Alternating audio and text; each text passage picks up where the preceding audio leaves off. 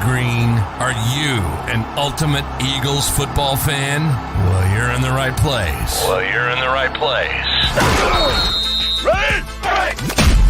This is Birds 365, hosted by the new Mac and Mac, Jody McDonald and John McMullen. Here we go! Who collectively have covered and talked about more than 50 plus years of Eagles football. Kick off your day with Birds 365. You'll get debate. We love to argue. You'll get the real story from inside the locker room. And you'll hear from some of the great football minds from around the region. You're about to become an Eagles insider. Get in the game. Join Jody Mack and Johnny Mack and join the football community that flocks to Birds 365. Birds 365 starts right now. Welcome to the NFL. Let's go! Let's go! Go!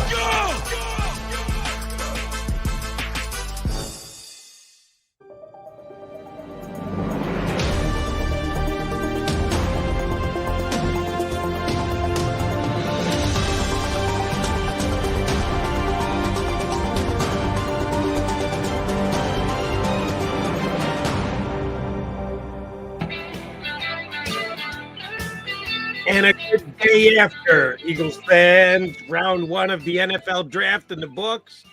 And, man, on paper, it looks like a good one for the Philadelphia Eagles. We'll break it down with you for the next 2 hours. Here on Birds 365, you got Mac and Mac, John McMullen, and Jody McDonald.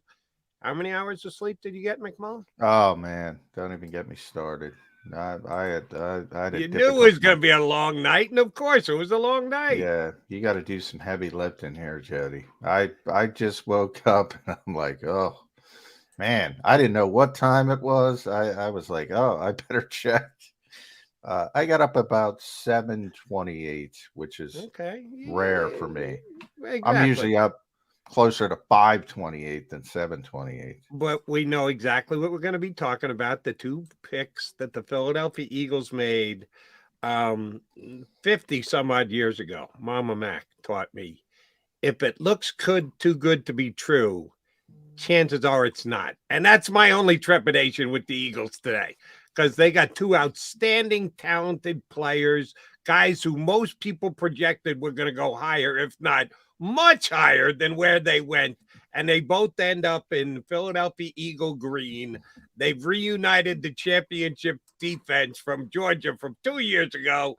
The two guys they took last night have not one but two championship rings. I couldn't believe that the Eagles got both players that they got where they got them. To get a talent like Jalen Carter, they only had to move up one spot to give up a future pick. No, not even a pick this year, a future pick to move up to one spot. I guess we should start there. Again, I'm going to play devil's advocate today just for the sake of playing devil's advocate. I don't believe everything I'm going to ask you, John McMullen, but I think it needs to be asked. If the Eagles hadn't given up the future fourth-round pick, Jalen Carter's going number 10, right? If the Chicago Bears at 9 want him, then they just hand in the card. It's over and done with. They are getting that same, oh my, value at number 9 for a guy who you could argue could have been the first pick in the draft purely on talent. So it's pretty obvious their read of the situation and Jalen Carter's off-field behavior was different than the Eagles. So the Eagles probably could have just sat and taken the kid at 10. He probably would have dropped to 10. You want to make sure another team doesn't jump up, so you put something on the board. They did, a future fourth-round pick. You can't knock Howie Roseman for giving up that future pick, can you? No. And you're right. I mean, if the Bears wanted him, and there was a lot of speculation from Chicago that the Bears wanted him, they just would have taken him. So they didn't want him. They convinced the Eagles that somebody was trying to move up. Now, there were reports earlier in the day that 6 or 7 teams were trying to move up to get Jalen Carter. So obviously they convinced the Eagles that somebody might come up and we might trade out, and they get an extra 4th-round pick, which good for Chicago, but that means nothing for the Eagles at this point, a future 4th rounder as well next year. And they're going to have so many compensatory picks next year. They're going to have too many picks. You're going to see that because you're not going to want that many rookies in. And they've already given up 2 of them. And they're going to maneuver. They're going to continue to maneuver around. But yeah, I don't even, they were trying to move up to 5 and then 8 and then finally 9 to get Jalen Carter. So they were working hard. And this was the impactful player that Howie was speaking of, that he wanted to get, being in a position that he doesn't expect to be in, at least for the next number of years. And we'll see how it works out. As you mentioned, from a talent perspective, off the charts. I mean, arguably the best player in the draft. Already teams are going, oh, Billy got him. They believe in their infrastructure. He's not a master criminal. I don't know what, it was a terrible situation, but nobody sits and says this kid is a master criminal. He's a terrible, terrible human being. He's immature. And there's a lot of 22-year-olds that I was pretty damn immature, as I recall, at 22. And the Eagles are competent in their, as I said, their infrastructure. And if this works out, man, Seth Joyner on our draft show, brought up Jerome Brown. I'm not going to go that far because I think it's unfair, but this guy's really good, just from a pure football perspective.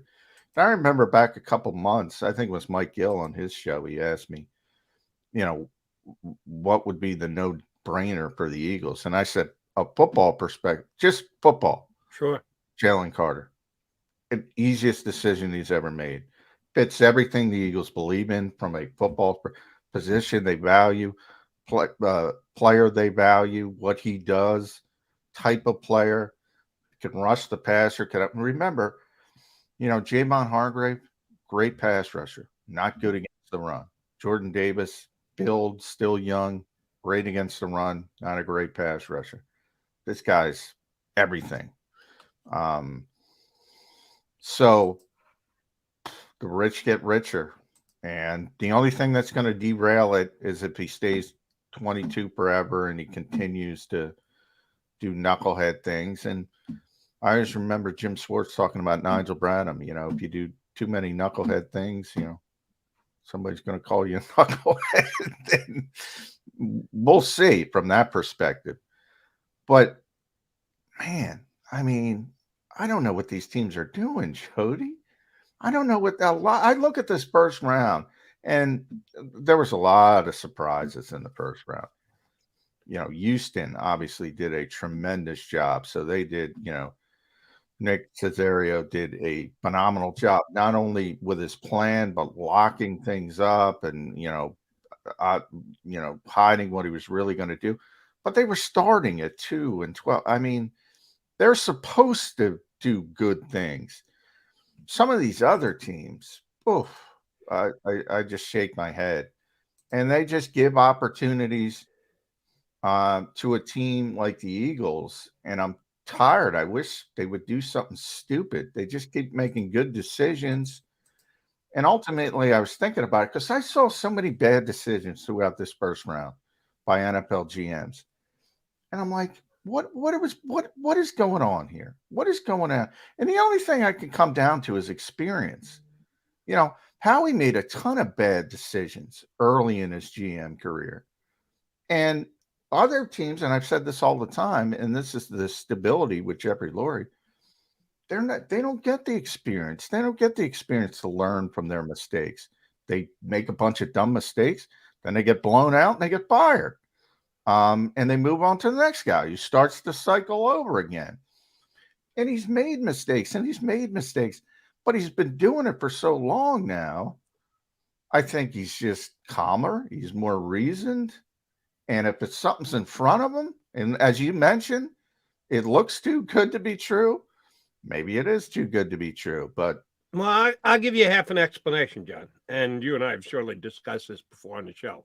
And yes, Howie was vanquished to the broom closet when Chip Kelly was here, but he was able to withstand that and come back and get back into the power chair and do the job that he did. And he's gotten the Eagles to 2 Super Bowls. He and Jeffrey Lurie are on the exact same page. Shoot, just this past week, Jeff Lurie, in introducing Jalen Hurts, went to the, if you've got your coach, your general manager, and your quarterback, you think you're in damn fine shape. Well, Howie's a big part of that as the general manager. He's got leverage. He's got the ability to take chances. Let's be really honest about this.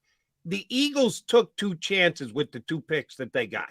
Now, it's a risk-reward situation, and the reward far outweighs the risk. They took 2 players that were thought to go well before they were drafted. Well, why did they drop? With Jalen Carter, we know the reason why he's got the off-field issues. With Nolan Smith, I guess it's the injury thing. That's the only thing I can think of. He's a little undersized for an edge player, but people were talking about him going at number 10 to the Eagles, and they get him at 30.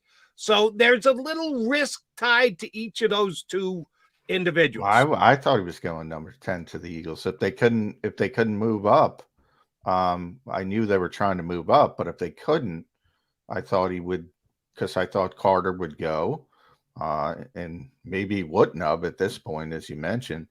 And I had Smith. And by the way, Jimmy Kempski compiled all the Eagles beat writers mock drafts. Like 5 of us picked Nolan Smith going to at 10, because and we weren't all guessing. It was well known that the Eagles really liked the player to us, and they got him at 30. And boy, man, if you look from 10 to 30, and you can find how Nolan Smith got there, it's pretty amazing, because there are some situations that look a little hinky on paper, as they say, with these teams. But yeah, man, I know people in the NFC East are already cringing because the rich, as I said, the rich get richer. Now, Smith was injured this year with a pec injury. Do you think that factor? At some point you go, yeah, he's injured, but we're getting him at 30. Well, of course you're going to put up with the injury and go, the value's too good. So there are a whole bunch of teams that between 10 and 30 that said, now we're going another direction. And the Eagles benefit from that. Do you think that's the reason why he dropped? Because Howie was asked that specific question, and he was dumbfounded. And I don't think he was acting. He said, what are you talking about, injury-wise? And he had the torn pec, as you mentioned. But he was back. He did everything at he wowed the world at the combine. He did everything. He ran the 4.39. That's the fastest edge rusher since 2003, whatever it was. He did everything. He showed he was completely healthy. It's a pec injury. It was October. I'm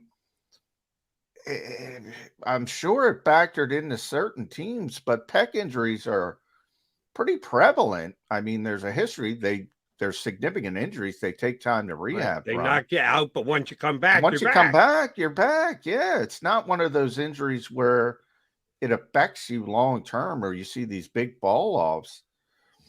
He was dumbfounded. Yeah, but to your original question, yeah, that had to be part of the reason. We saw the same thing with Nakobe Dean. Remember, it was a pec.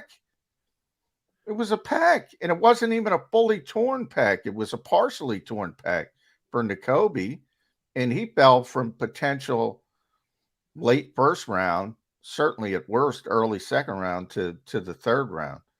There's a lot of dumb teams in this. And we'll find out if Nakobe's partially torn pec, has any influence on the way he plays this year, because the Eagles are banking on him and the all-new Georgia defense here in Philadelphia, with as many Bulldogs as the Eagles have now added.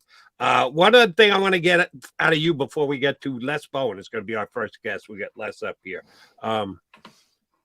you and I both agreed, and I said, Johnny Mac, good luck with that because I don't think he's going to be there. Brian Branch on the board at number 30. Now, Nolan Smith was a higher ranked player. So if you take the higher ranked player, the higher thought of player, you can't really second guess it other than the Eagles. He gives them certain depth at the defensive line, the edge position. And I'm not saying he's going to sit like his teammate N'Kobe Dean did this past year. Oh, I think he's going to play immediately because they rotate guys in and out. But if you just look at the depth chart at those two positions for the Philadelphia Eagles, safety and edge rusher, there is a bigger need at safety. And they passed on Brian Branch to take who was, at least in most people's rankings and ratings, the higher ranked player, the more talented player. Any second guessing on the fact that the Eagles passed on probably the only safety who could step in and start and be as good in year one without not as great startup costs this year by not going Brian Branch instead of Nolan Smith? No, I once it became, I think, Smith was significantly higher on the Eagles board than Branch as a player, even though the need, as you mentioned, is certainly more significant at safety. He said that, and again, I go back to the experience. He's gotten bitten in the in the past by reaching for a position of need over a player they have rated higher. He doesn't do that anymore, for the most part. And this was a pretty clear difference. I don't know if they would have taken him anyway, because we talk about the their value, the position, and all that. But for them, for them specifically, I don't even think it was a conversation. I mean, this is a player that had tier 2, group. They had a tier 1 group, which was basically Carter, Anderson, Paris Johnson, Bijan. I don't know. They might have had a medical thing on Tyree Wilson, but I'm not sure. So those 4 I know, that was their tier 1. So you think they had Bijan tier 1? Yeah, blue chip player. They weren't taking him, but like everybody else, he's a blue chip player. No one's ever argued that point. They just weren't taking him because they don't. At some point the Eagles are. So their evaluation of the player doesn't go into their tier ranking. No, it does. It does.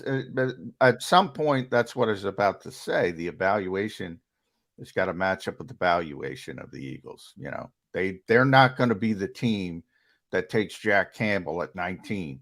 They're not going to be the team that takes Jahmyr Gibbs at 12. I'm looking at you, Detroit. But they might turn out to be Pro Bowl players. They very well might. That's the best linebacker in the draft. That's a tremendous running back.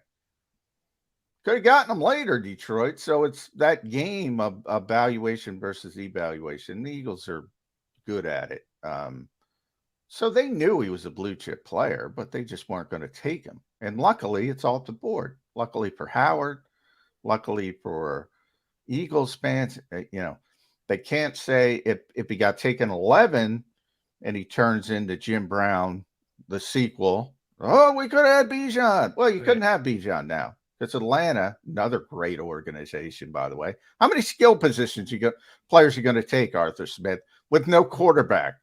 How about building up your defensive front? 3 years in a row, Kyle Pitts, Drake London, Bijan Robinson. Oh, go play video games. All right, go have fun, Atlanta. But now that worked out well for the Eagles because they don't have to answer all those. Well, we couldn't get them. You can move forward in that direction.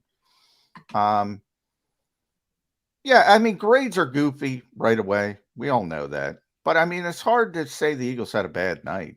It's hard to say the Eagles had a bad night. The Eagles had a great night. If things go according to if the injury to Nolan Smith is just a pack that's already healed and he comes in and he plays to the level that he did in September for June, you don't get a talent like that at 30. If they, with their infrastructure, and I give the Eagles a lot of credit for this, they took responsibility. They put it on themselves. They said, we believe in how we handle our players and our culture and our locker room. So if this kid goes off the rails again, the Eagles are going to have to answer the question. We thought you were going to be able to help. They're just going to yell. They're just going to yell at Ruben if it goes off the rails. They can yell at Ruben all they want. Before Ruben ever asked a question in the postgame, Howie Roseman was on record as saying, we have faith in our team, in our system, in our infrastructure. So they're taking some of the responsibility. Of course, most of the responsibility remains with the young man himself, about 75 to 80% of it. Eagles are sharing in that. So they've got a vested interest and then some to make sure this kid stays on the straight and narrow. If they do, the value that they got for where they got him in the draft is off the charts. So that's Johnny and me's look at the opening round of the NFL draft with two major moves by the Philadelphia Eagles. We'll add a third voice next. Our buddy Les Bowen, longtime Eagle beat reporter, will jump on with us here on Birds 365.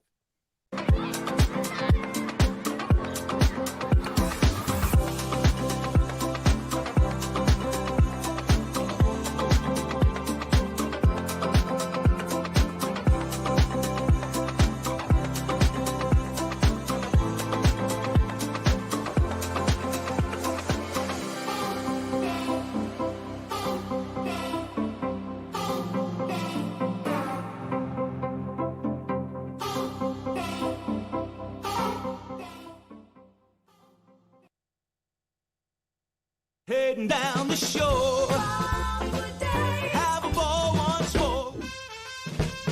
Here, imaginations run wild and time stands still. Because here, you can find the best of the Jersey Shore, all on one 5-mile island. So leave the old you behind and get lost in the woods. Wild, wild, wildwood days. Imagine for a moment that you went to work today and when you came home, you were catastrophically injured. Your life and your family's life. That's what happened to union construction worker Mike Little. I was scared of what the end was going to be, but to be 100% honest with you, I knew I was going to be all right just by talking with Brian. In my heart, I just knew everything was going to be all right. Call the firm and find out why they say, "We got this." Call 215-458-2222.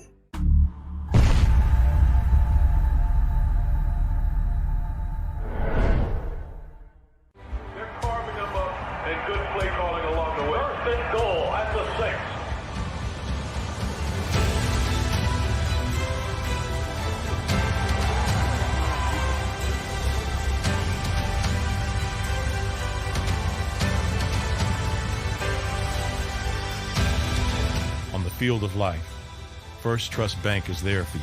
Champions on 3. 1, 2, 3. Because Philadelphia dreams deserve a Philadelphia bank. Go to get your game on. Go for the beers. Go for the cheers. Go for the hit and the hits. Go for the stakes and the stakes. Go to get your parlay on. Go to get your party on. Go for the scene. Go for the screens. Go for the gallery. Go for the win. Go to Ocean. Visit theoceanac.com to plan your visit.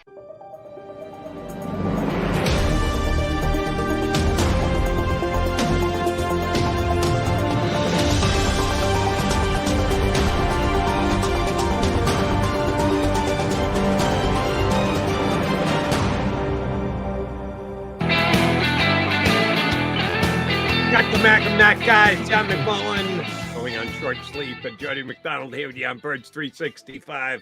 So we will relieve ourselves of some burden by sharing the microphone with our pal Les Bowen, longtime Eagle beat reporter. Who, Les, I saw your tweet last night about the amazing talent that the Eagles got at the positions they got him, but you are looking at two guys who quote unquote dropped, where most people projected them going as per the talent that they had.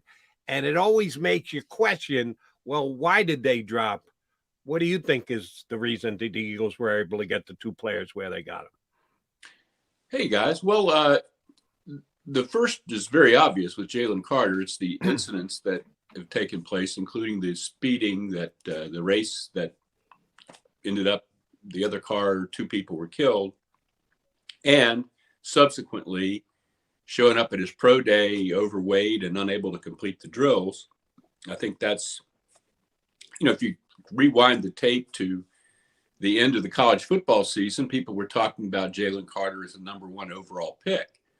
So yeah, that's why he was there, for them to trade up one spot to 9. With Nolan Smith, it's got to be the size, I would guess. The pectoral end. I mean, guys tear pec tendons all the time in football, and he had the surgery like in November, I guess, unless they botched the surgery or something, which has not been alleged anywhere. He's got to be over that by now. It's been several months. So other than the size, that's got to be it. I mean, people keep bringing up Hassan Reddick, but not every undersized guy is Hassan Reddick. I mean, I do think there are concerns there. And I also was a little bit, when people kept mocking him to the Eagles, I was thinking, well, they have Hassan Reddick, but does that mean you could start collecting undersized pass rushers? But obviously, at 30, it's kind of a no-brainer to take a guy with that much talent who was rated so highly by everybody. And you just have to hope that the size concerns, maybe you can put some more pounds on him. Maybe he'll be like Hassan Reddick. Hassan went through quite a journey. He was a first-round pick, but the Cardinals were so convinced that he couldn't edge rush at that size that they tried to make him a, stand-up linebacker. And he frankly wasn't very good at that. And, it took years for them and somebody getting hurt for them to plug him in at edge rusher. And he had to beg Arizona to play him at edge rusher. I mean, I think they got talent, and there's no doubt. I mean, everybody was raving. Rich Eisen last night on the broadcast. Everybody I've seen is raving about what the Eagles were able to do. You've seen the clip of Micah Parsons, being visibly upset that the Eagles got Jalen Carter. All that's great, but, we've been here before, and there's things that have to be worked through with both of these guys. And before I came on here, John was made an allusion to the thing with Reuben Frank last night during Howie's. I was shocked by that, and I really didn't like it a bit. We could have used you last night. They were combative last on. And on certain nobody, issues and I don't mean this as any kind of insult to Reuben. Nobody explains what the Eagles are trying to do and takes up for them against fan criticism more than Reuben.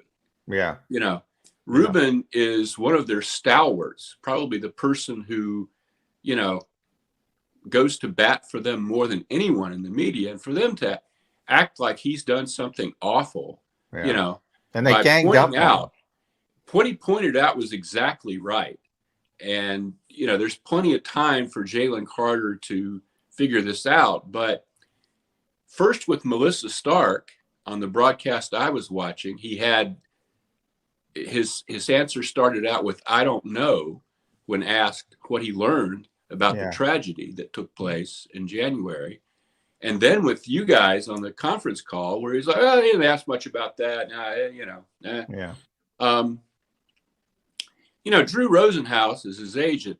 He's had 3 months to craft, and the people who work for Drew have had 3 months to craft what this guy ought to say about this.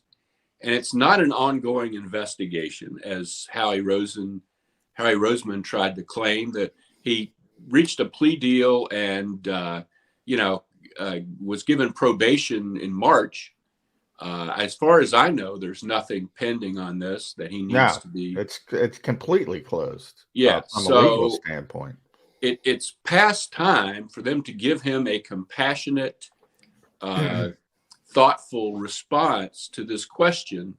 And the fact that he can't articulate one in late April, it bothers me, frankly. I mean, it doesn't make him a bad player, obviously, but I was really disappointed by that whole scene and the way they acted about it.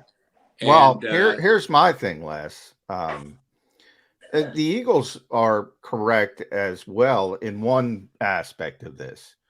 The fact it is a big day for them. It is Zoom. Zoom is not always the best place in the world to get across right. something. That's all, say that, but don't be combative about it. Right. Don't have the that head it's coach. unfair and all this. Yeah, no, it's not unfair. It's not unfair Not at all. unfair. It's the only reason you were able to draft the guy. Exactly. It's the only reason he's there. Yeah. So you have the ability to draft him. It's ludicrous to even, and they knew it was coming, let's be honest. But the fact that they kind of used it and they kind of ganged up. And I mentioned to Jody about the tampering issue. How he brushed that up and said that's an NFL thing. It was a settlement. Settlement means you settled with Arizona. Well, it means you complained. I mean, the NFL didn't start a tampering investigation out of thin air. Yeah. You told them, hey, this isn't right. Arizona talked to our guy before the Super Bowl. So that was BS as well. And it really got me. Howie went very passionately about how, this didn't affect anything Jonathan did in the Super Bowl. I still wonder, I'll tell the you, guy knew he was leaving in a couple hours to become the head coach of another team. That will become over the years, Les. People will tie that in a little bow and say that's the reason the Eagles lost the Super Bowl. I don't necessarily agree with that, but I will say from the Eagles as a whole, they were such horses' asses. Like, I want to criticize them. I can't because they did a good job at their actual, gathering the talent.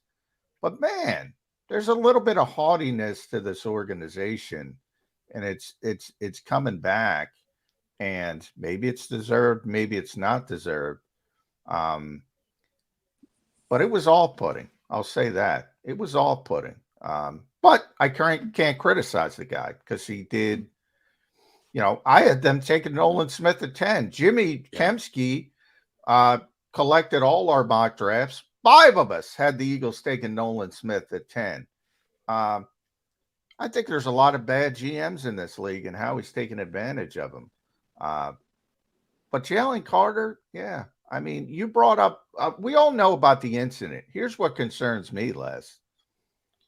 He was cited 3 times for speeding before the incident. And I don't know if you heard me there, Les. I lost you. I'm sorry, I did. We lost you for just a little bit. You were talking about Nolan Smith at 10 and how everyone had them taking Nolan Smith at 10. A lot of people did. But with Jalen Carter, you mentioned that the big incident everyone knows about, tragedy that it was. Here's what concerns me even more, and I'm not trying to compare it, but just from his behavior, he was cited 3 times for speeding before that. So in a very short period of time. Yeah. Not 3 times over the years, but 3 times in a few months. Yeah. And that is a valid question that they should answer, and they should answer meaningfully. And you think a Georgia Bulldog player gets pulled over and given a speeding ticket every time he speeds in Athens, Georgia? Fair point. I mean, how bad a driver do you have to be? I don't think it's the driver's skills. I think it's how many miles over the speed limit they are. 25, 30, 35, 40, 45, 50. Yeah, that's going to dictate if you're 10 miles over the speed limit. Oh, good luck on Saturday, big guy. Boom, and you're on your way. This kid has an issue. He has a problem. But I said this with John, and see if you agree with me, Les. The Eagles took on the responsibility. They took on a haughtiness. I like that word, John, last night in answering certain questions. But I'll give the Eagles credit in that they took on the responsibility. They were out front saying, we believe in our culture. We believe in our ability. We not only want them to be good football players, but good men. So they're signing up for this. If this kid has an issue, has a problem, just has a need for speed that he can't get over, well, the Eagles are saying we'll manage it. We'll stop that type of behavior. if they can, they got themselves a hell of a football player with the 9th pick in the draft. But they are shouldering some of the responsibility here, are they not? Yeah, maybe they're just going to have him carpool with the other Georgia guys or something. I don't know. But, yeah, they certainly are. Negotiate they are taking free this on Uber their in shoulders. wherever he goes. He can Uber from wherever he needs to, whatever his next destination is. Well, a lot of the younger players especially lived during the season in that little sort of townhouse development right down Patterson Avenue. Yeah. You know, so which you could almost walk to from. It would be very or difficult. bike if you're Mac Hollins back in the day. Yeah. If you live there, it's going to be really, really difficult to get any kind of ticket or get in any kind of trouble. So, you know, assuming that you're going back and forth to work most of the time and not, you know, finding places to run a car fast. But yeah, that really stuck out to me. I just didn't think. I'm amazed. You know, Drew Rosenhaus is a very smart man, and the fact that in 3 months this guy can't talk about anything, you know, about remorse or about having learned anything, or you know, it's a bit disappointing. At number 30, we talked about Nolan a little bit less. There were some other players out there. We talked about Brian Branch. They probably have a bigger need at safety right now than edge rusher. Howie admitted they were seriously considering trading out. Presumably, if somebody was coming up to try to come up and get Will Levis or Hendon Hooker, but they ultimately stayed put and took the player they wanted. Should they have gone in a different direction than Nolan Smith? I saw Daniel Jeremiah, you know, ponder that last night. He was saying, you know, there's some other, he mentioned Branch, but then he said, you know, Nolan Smith, you know, positional value is always important. I think an edge rusher is more important than a safety. And most people had Nolan Smith, you know, in the top certainly 15 talents in the draft. And none of these other guys that you're going to get by trading back, even if they would have been nice fits and good guys to have, had that kind of rating. I think what they said was true, that they looked around and thought, you know, we just can't pass this up. I think probably they went into the evening thinking they might very well trade back from 30. But, you know, I don't think anything comparable could have possibly been found, you know, in terms of how the guy's talent is rated. And we'll see if that's the right rating for him, I guess. All right, one more question on last night's draft, and we want to get your thoughts on what the Eagles could do here on Friday and day 2, Les. Leading up to Jalen Hurts' signing of the contract, I kind of put my partner on the spot. When is this going to happen? When are they going to get it done? What's the time frame look like? And damn if the Eagles didn't get it done before the draft. So instead, I'm going to put you on the spot with a time frame. When exactly are the Eagles going to release Derek Barnett now that they have Nolan Smith? Oh, I don't know. He's under contract. I mean, it's you bring him to camp. I mean, I don't think there's any hurry unless you want him to have a chance to catch on somewhere else or something like that. People get hurt. You know, things happen. I think you keep him around through camp and see what happens and see how he is. You know, he hasn't done anything off the field that would really. I'll have to check his contract because if they lose money, he's a post June 1st guy. They'd have to wait till after June 1st, but where they get significant cap relief. But yeah, that might be the best thing for Jody because Derek Barnett might be elsewhere next year. I think he probably will good be money eventually. on that right now. Yeah. They're pretty deep at edge rusher, which is a pretty nice position to be deep at least on paper at this stage. That's not the case, though. There's still work to be done, Les. Yeah. Boy, that pack 7 on defense still needs a lot of help. Not corner, but safety and linebacker. Yep. And then you got Nick Sirianni. At some point, you got to give the offensive head coach a toy, don't you? Well, I think you have to get some offensive line depth. And that's going to be tricky because I don't think this is a great offensive line draft. You saw how quickly the top tackles went.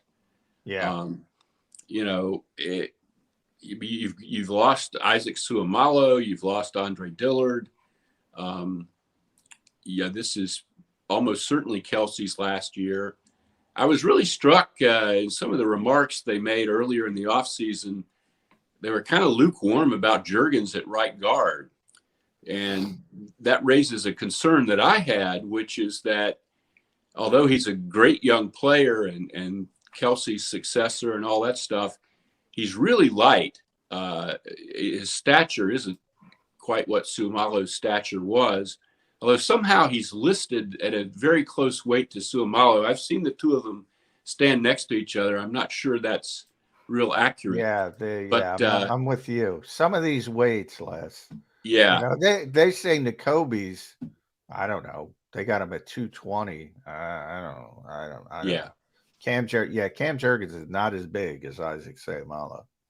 So, there was a lot of thought when people were talking about the Eagles drafting Skoronski, perhaps 10th overall, that they wanted another starting right guard. So are you going to find somebody like that in the draft on day 2? I don't know.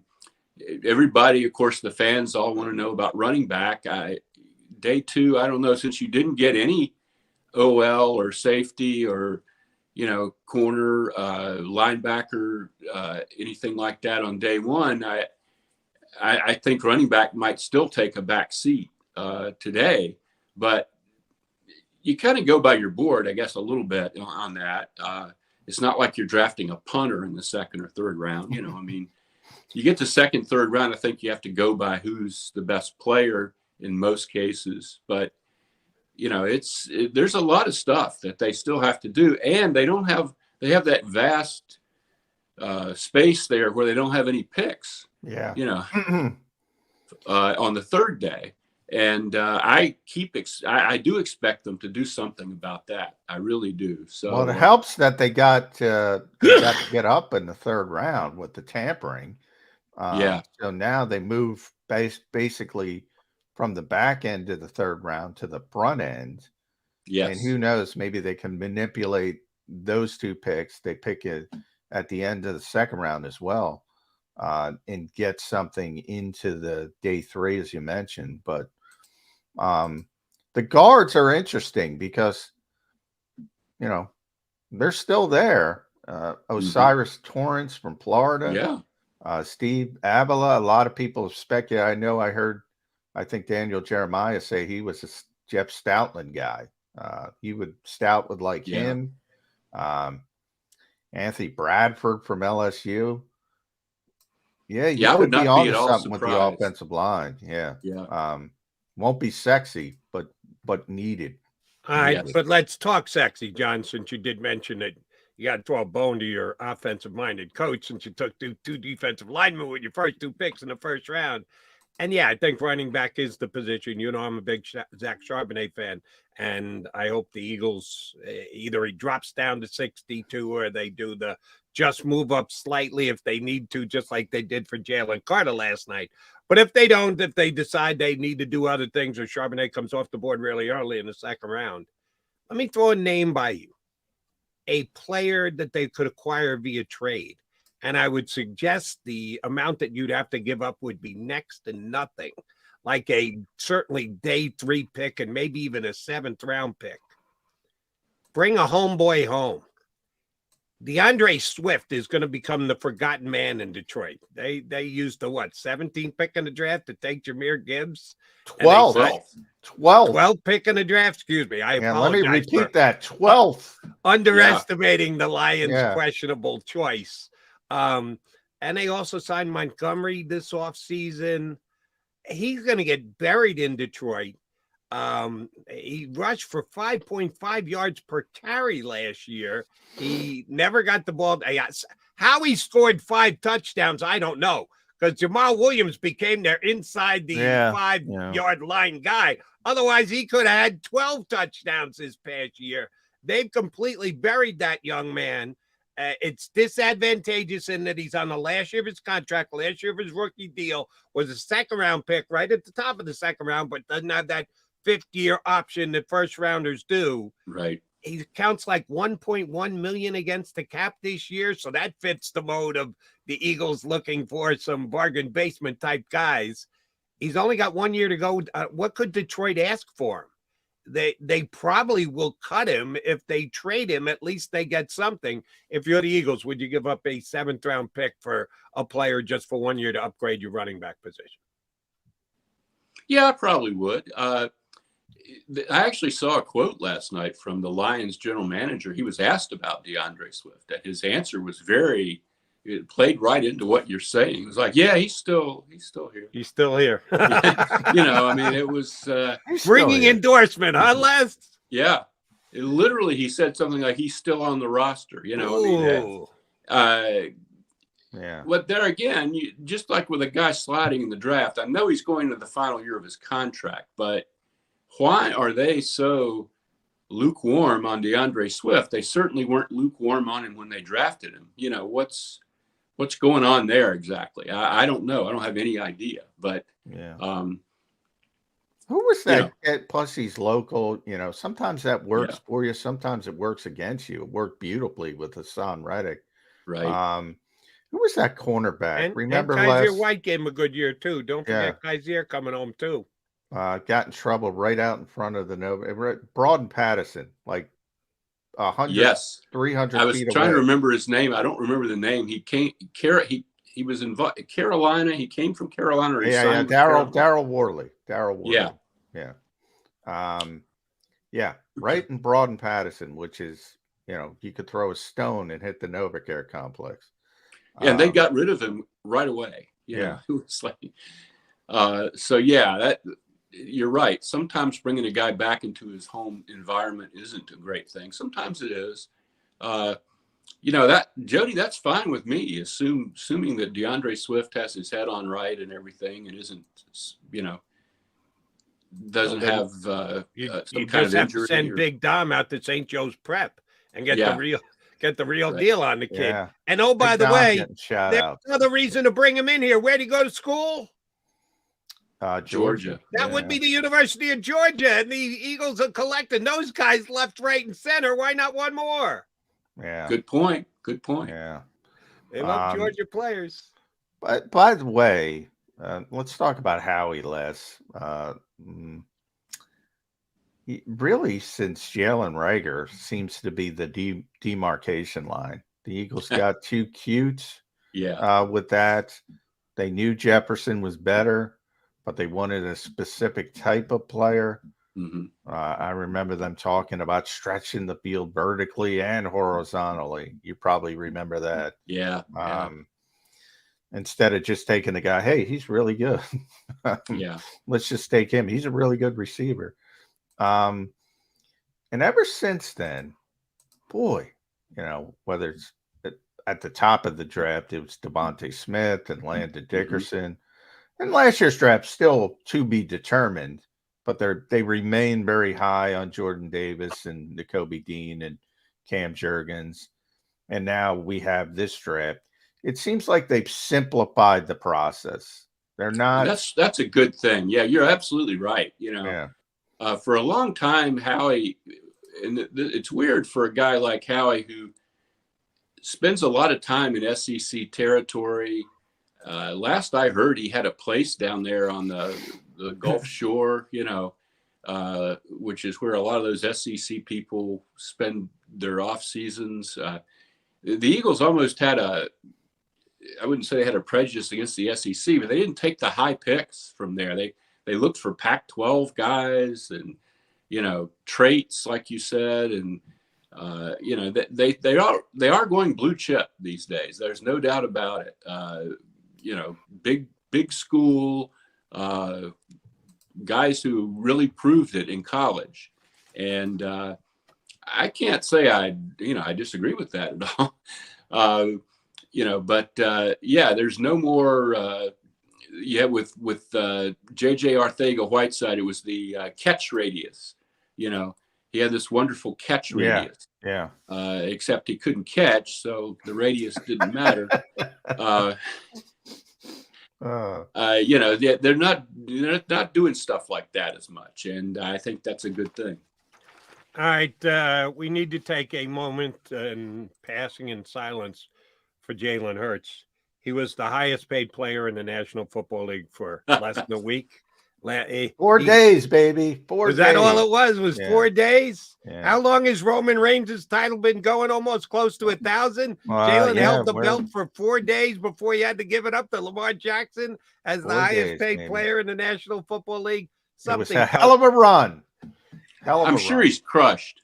You know, hell of a 4 days, Jalen. Yeah. Good job out of that. But the Baltimore Ravens have to thank the Eagles. So if you're talking about negotiating a compensation like the Cardinals and the Eagles did for tampering on Jonathan Gannon, I think the Eagles should get something for getting the Jalen Hurts deal done so that Baltimore and Lamar had a basis to work off and get their deal done.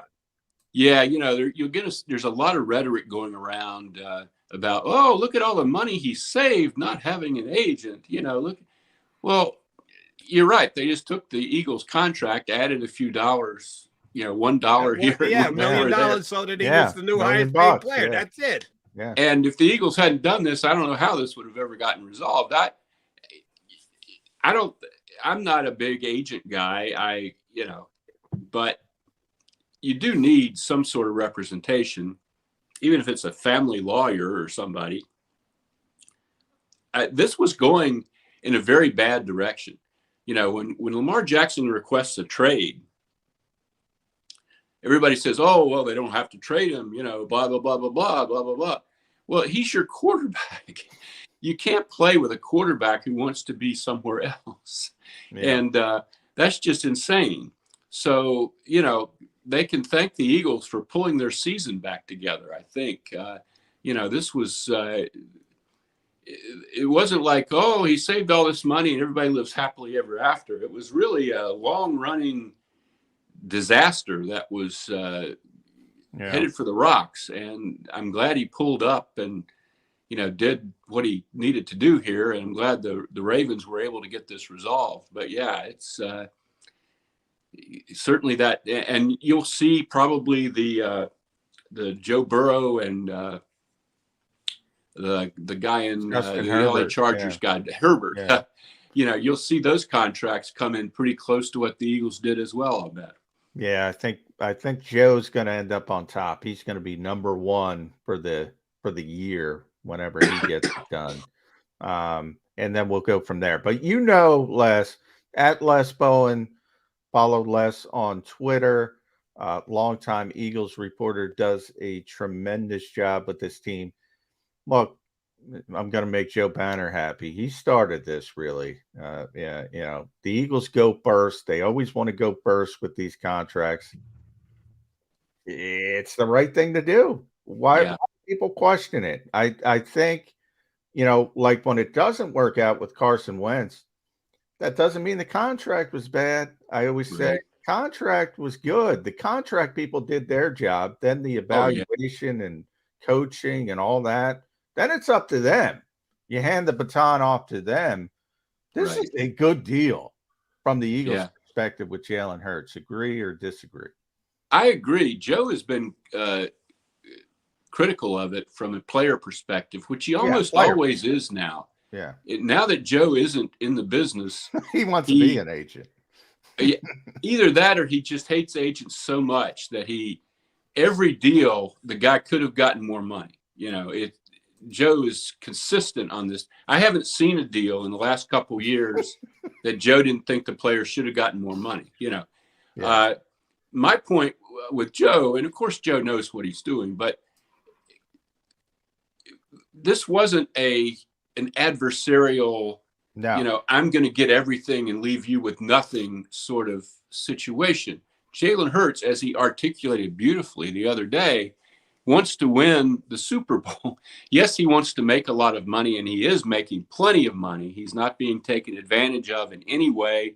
There's no way the NFLPA or anybody else can say, oh, gosh, this guy's killing us. He took way below market. No, he got a market value contract but he also didn't kill the Eagles in terms of, salary cap and ability to build a competitive He team didn't around Kirk him. Cousins the Eagles, is what I say.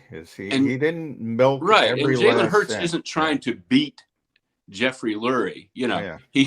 He's trying to be a partner with Jeffrey Lurie and win a Super Bowl, and that Joe kind of goes the other way on these negotiations. Like somebody should, they have an advantage here. They should take the other side to the wall and they should nail them to the wall. No. I don't think we want that with Jalen Hurts and the Eagles. I don't think we want that atmosphere, that, attitude, that demeanor, in this relationship. And I think it was a great contract. It's one of the things the Eagles do best. And I'm not, I don't kiss their rear ends all that much. There are a lot of things they could do better, but including the facilities thing that the NFLPA did. Oh, yeah. Well, they don't have the footprint, Les. They don't have the footprints. They really don't. Then move. That practice facility is 20 years old now, plus 20 plus. And I just wonder, at some point, something's going to happen there. There's a giant they're parking move lot to the right next to suburbs it. somewhere. I don't know. Yeah, they have the parking lot, but the city won't give it to them. So well, we'll see what the city does if they decide that they've bought a nice piece of land in Camden County or something. Someday.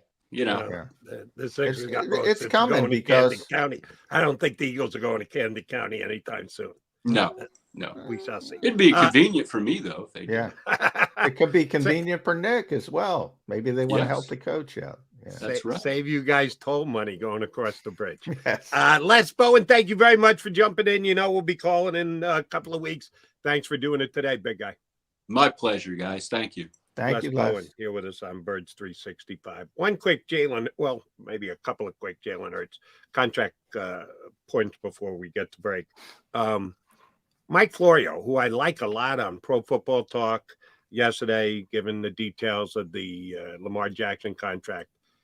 And the fact that it is that much more than Jalen Hurts' contract. And he kept going back to it about it being only a 5-year deal, whereas Jalen Hurts is a 6-year deal.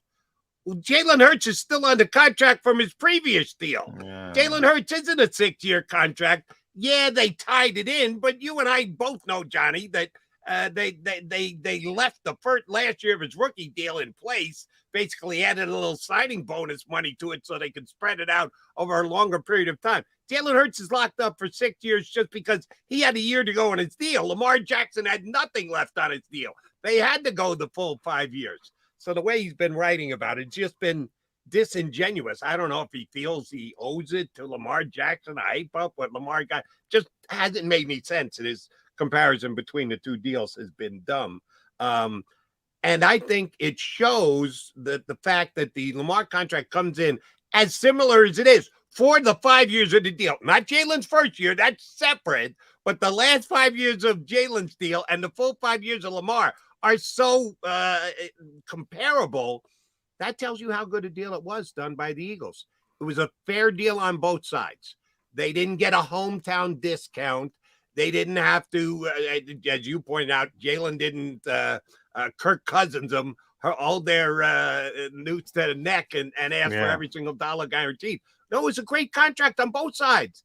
They're both taking a little risk. They're both benefiting greatly. It was just a tremendous deal done by both parties. Yeah. And I think, here's the problem with doing things well. It becomes a template for others. And if they're smart, they can follow it. And I think for the most part, that's what Baltimore was able to do. Other things, but really more the cap stuff. And the cap stuff has to do with when we're talking about building a team. You also got to have an owner willing to have that, to have that big balloon payment on the back end, that if things go horribly wrong, well, that's going to create some trying times for a year. It was kind of proven with Carson Wentz. It hurts, but it's only a year, and then you can get back to business. maybe not as usual, but close to usual. And then 2 years as usual. But you have to have an owner who's willing to sign off on that. And that's not everybody. No. That is not everybody. And I would say there's 32. I would say there's more on the other side of the fence than there are on Jeffrey Lurie's side of the fence. I would absolutely agree with that. I'd say more like the top quarter of owners in the NFL. There might be 7, 8, 9, maybe 10. But if it's 10, there's 22 on the other side going, wait a minute, what's the potential downside here? How big a check do I have to write as a bonus to be able to spread it out over all these years of the contract? Yeah, Jeff Lurie gets it, and he's willing to take those risks and sign those big checks. So Eagle fans, be thankful the Eagles have that kind of an owner here in town. He's John McMullen. I'm Jody McDonald. We appreciate Les Bowen jumping in. We will appreciate Chris Franklin from NJ.com. He's scheduled to join us coming up about 15 minutes from now here on Birds 365.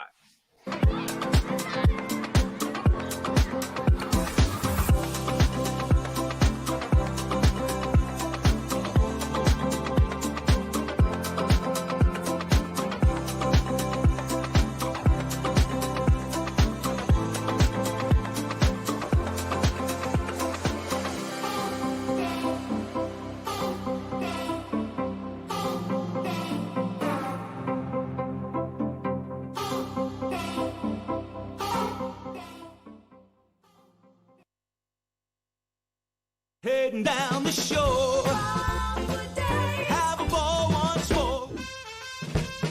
Here, imaginations run wild and time stands still. Because here, you can find the best of the Jersey Shore, all on one 5-mile island.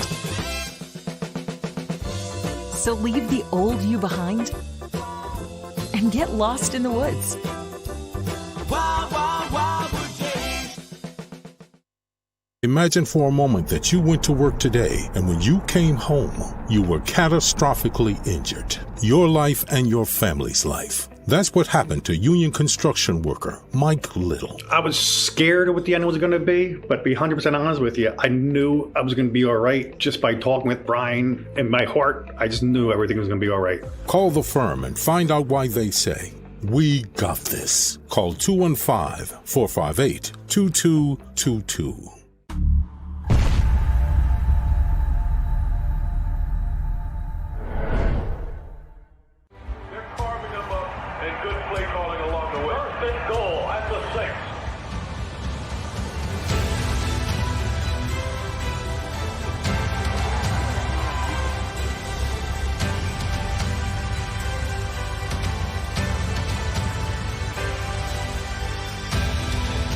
Field of life, First Trust Bank is there for you. Champions on 3. 1, 2, 3. Because Philadelphia dreams deserve a Philadelphia bank. Go to get your game on. Go for the beers. Go for the cheers. Go for the hit and the hits. Go for the stakes and the stakes. Go to get your parlay on. Go to get your party on. Go for the scene. Go for the screens. Go for the gallery. Go for the win. Go to Ocean. Visit theoceanac.com to plan your visit.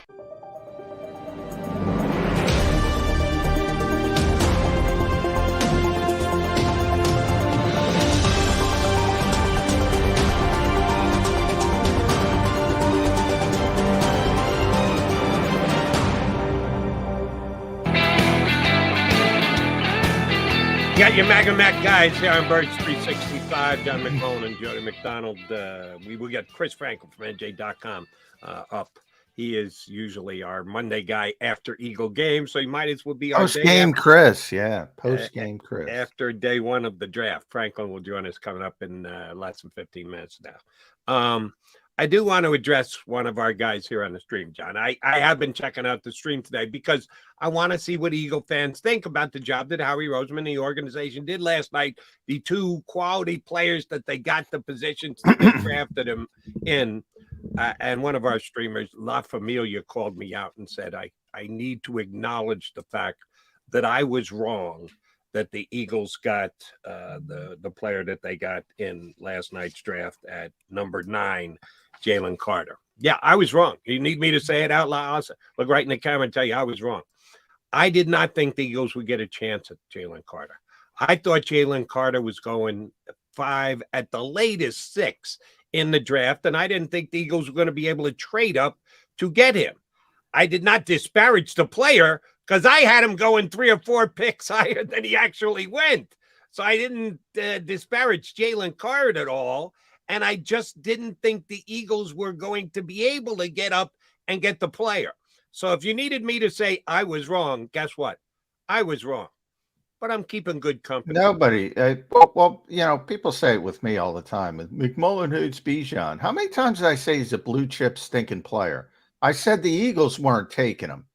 Those two things aren't mutually exclusive. So people hear what they want to hear. I wouldn't get too upset about it, Jody, from your perspective, because I'm not. I'm just trying to put it in a proper perspective, John. Yeah, the Eagles were trying to trade up to 5 to get Jalen Carter, and they were trying to trade up to 8 to get Jalen Carter. So they weren't sure of where they needed to go to get him, but they wanted to get him, and they were trying to get up to get him. And even when it came to going from 10 to 9, they probably didn't have to do it. And they said, you know what? I don't want to worry about it. Let me throw in this 4th round pick from next year. And that ends the discussion, and we get the player we want. If you're right and you're reporting that the Eagles tried to get up to 5 to take the player, it just helps to make my argument. I didn't think the Seattle Seahawks were going to be willing to trade down. Now, I thought they were going to stay there and take the player. They ended up taking a different player. So I was wrong about that, but I was right in that I didn't think Seattle was going to give the Eagles the opportunity. It ended up he fell to 9. The Bears said, yeah, we might be talking to someone else. You better give us something. So they give him a future 4th round pick. That's all they had to give up to secure the player that they wanted, a future 4th round pick. Steal for the Philadelphia Eagles. But my point is, did you have Jalen Carter as a Philadelphia Eagle before last night's draft, John? Did you think the Eagles were going to get him? No, I thought the Eagles were trying to get him. No, I didn't ask. I didn't ask try. I asked, did you think they were going to get him? I said, you know, I've said it a million times, and I'll say it 1,000,001. Just because you want to trade up doesn't mean you can trade up. Correct. And ultimately, there were a lot of teams who I thought were going in different directions than they did. Some teams, obviously starting with Carolina, Houston, from one perspective, the Will Anderson perspective, they were able to manipulate the board. Good job by Houston. Can't believe I'm saying that. I think Indianapolis, you know, the question there was what quarterback would they take, but we knew they were taking a quarterback, so that wasn't a surprise. And then the surprises really started with Seattle. You know, Devin Witherspoon, a good player, but I don't know how many people had him going to Seattle. A lot of people had him going to Vegas or Detroit. Arizona ended up trading out and then coming back up with Detroit. Yep. And that's another player the Eagles really like, Paris Johnson. And he would have been in the equation. Then Tyree Wilson finally goes. Bijan goes to Atlanta. And then you have the Eagles. You know, Howie said it in this pre-draft presser. Nobody knows what's going to happen. He doesn't know what's going to happen. So, you know, to point out Jody said this, come on, guys. Which is fine, but and if you're going to make the point, you want to call me on the carpet, please call me on the carpet. But make sure you call everybody else on the carpet too, because, John, here's my question directly to you. Of all your associates, all your fellow beat guys, the guys that you follow, they stay on top of what everybody's writing, everybody's saying, all the guys you were hanging out with last night, which one of them correctly predicted Jalen Carter was going to be an Eagle before the draft? I don't know because I don't pay attention. I'm sure somebody did. Actually land Jalen Carter as a Philadelphia Eagle before the draft started. Who was on record who said, Jalen Carter will be an Eagle before the night is over. I'm sure somebody did, but I don't pay attention. So maybe one out of 40 of you guys who cover the team. I don't. So I had good company with the other 39 individuals who didn't think Jalen Carter was going to be a. Well, I'm going to defend. That's my only point is you want to point the finger at me that I got it wrong. Yeah, I did.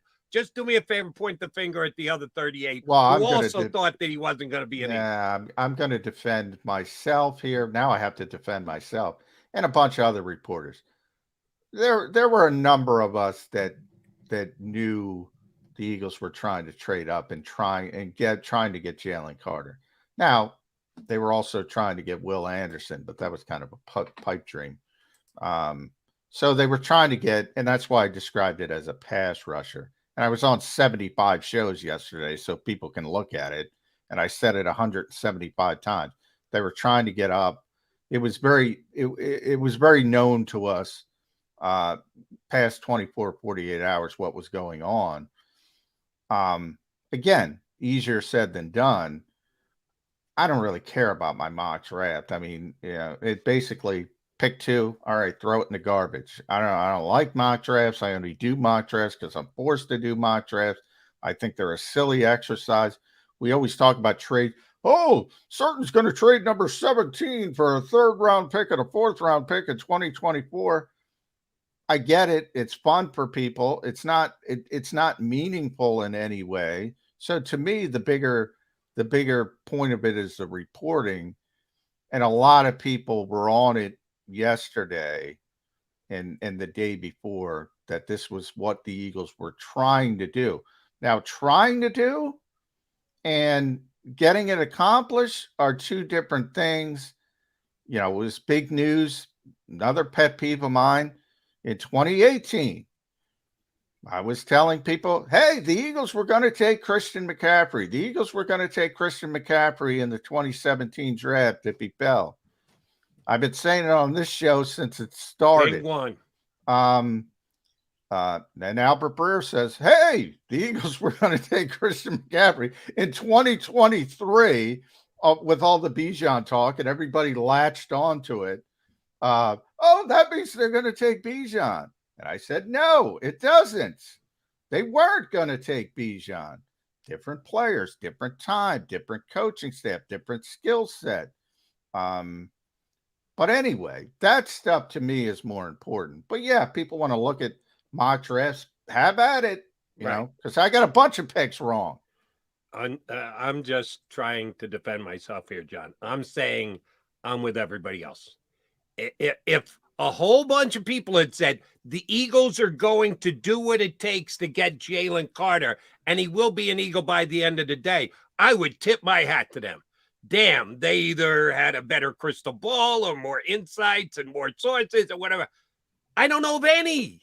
You said there was probably one. I don't know who it is, but there might very well have been. I don't know if anybody. The rest of us said no matter how much we believe the Eagles like the player and we're going to be aggressively in pursuing the player, nobody went on record and said they're going to get the player. They did. So kudos to the Philadelphia Eagles for getting them, but again, if you want to point at me, because I specifically said here on Birds 365 leading up to the draft, I don't think the Eagles are going to get him. Well, why did I say that? Because I thought that teams at 5 or 6 were going to take him and not being willing to trade to the Eagles. Well, guess what? I was friggin' right on both parts. The teams at 5 and 6 did not trade out. They kept it and they went with other players. Now, I was wrong in that I thought they're going to take Jalen Carter, but they didn't trade with the Eagles. And if you have sources to tell you how he checked in at both 5 and 6 to potentially trade up, well, I said that too. I said the Eagles will attempt to move up. I just don't think those teams will be willing to do the deal. For the umpteenth time from either me or John, you need two to tango. You can say, I want to move up. I'm going to try and move up. But then you have to get the deal done. And the Eagles didn't have to get a deal done until it got to number 9. And then they got him for a song for a future 4th-round draft pick. So good on Howie Roseman. He got the player. But now they have work to do. They've got to make sure that this young man stays on the straight and narrow and gives them everything that he's capable of giving them on the football field without getting away from it. All right, I Jump. got because Jimmy did the homework, so I'm going to give Jimmy the credit. Jimmy had the Eagles taking Jalen Carter. At number, all he said is I had the Eagles trading up and selecting Jalen Carter. Okay, so trading I up. assume Yeah, I would have to look at his actual mock draft. I don't have that. He just compiled the beat writers' mock drafts. Jimmy did it. Tommy Lawler, our buddy, had it at pick 10. So he we thought had him he'd falling fall. down. All right, He had him well, but falling they got down. Jalen Carter. Good for him. And somebody else. Oh, Sheil Kapadia had them trading up to pick 7 with the Raiders to pick Jalen Carter. Well, kudos to those guys for getting it right, because I didn't think it was gonna. I did not think that player. Now nobody was gonna got fall number down to 9. Nobody got trading up to number 9, because I think we all thought. And Well, and by the way, if Tommy had him at 10, I give Tommy a ton of credit. That's By the one way- further down that I thought he was going to fall. I was hedging on my would they trade up, and I would have, because I knew they were trying to trade up by Carter at that point because it was the day before, and I was hedging. I said, well, where can they get up? They can't get up to 5. They can't get up to 6. So I thought 7, like Sheil. That's why Sheil picked 7, I assume. And that's what I was sort of debating. And ultimately I said, they're probably not going to be able to do it. If they could have gotten to 7, that is assuming that he didn't come off the board at 5 or 6. He's being bypassed at 5 or 6 to get to 7. Well, my assessment was there were 3 players: Anderson, Carter, Paris Johnson, that I think the Eagles would have. Paris Johnson to a lesser degree, but I think those are the 3 players they were trying to. When Howie said unique, impactful players, I think that's who he was talking about.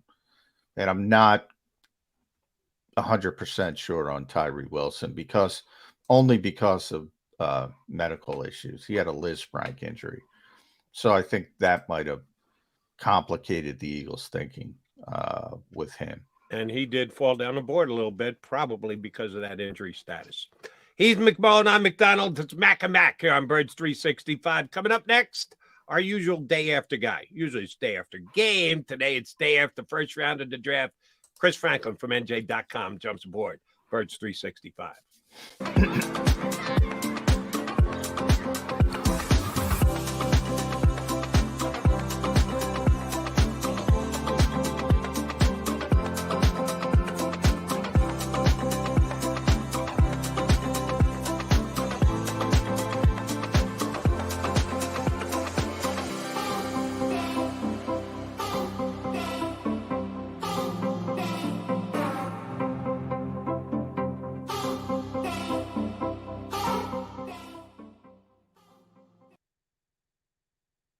Heading down the shore. Have a ball once more. Here, imaginations run wild and time stands still. Because here, you can find the best of the Jersey Shore, all on one 5-mile island. So leave the old you behind and get lost in the woods. Wild, wild, wildwood days. Imagine for a moment that you went to work today and when you came home, you were catastrophically injured. Your life and your family's life. That's what happened to union construction worker Mike Little. I was scared of what the end was going to be, but to be 100% honest with you, I knew I was going to be all right just by talking with Brian. In my heart, I just knew everything was going to be all right. Call the firm and find out why they say, "We got this." Call 215-458-2222.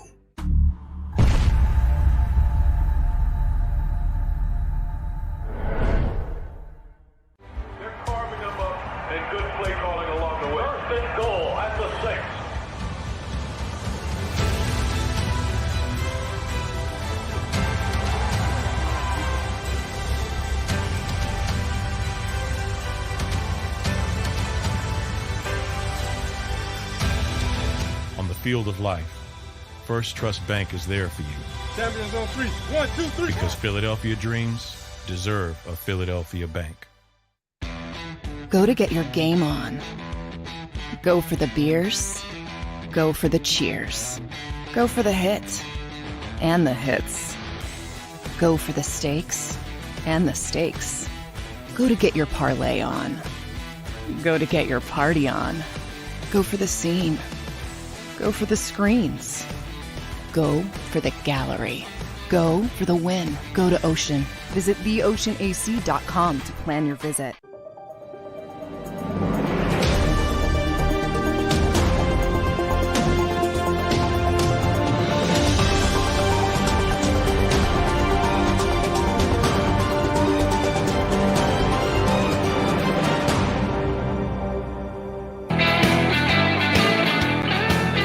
You got the Mac and Mac guys here on Birds 365, McMullen and McDonald. We are joined by our bud, Chris Franklin from NJ.com, who spent quality time with John McMullen last night, which is a highlight because he hadn't been able to do so for months.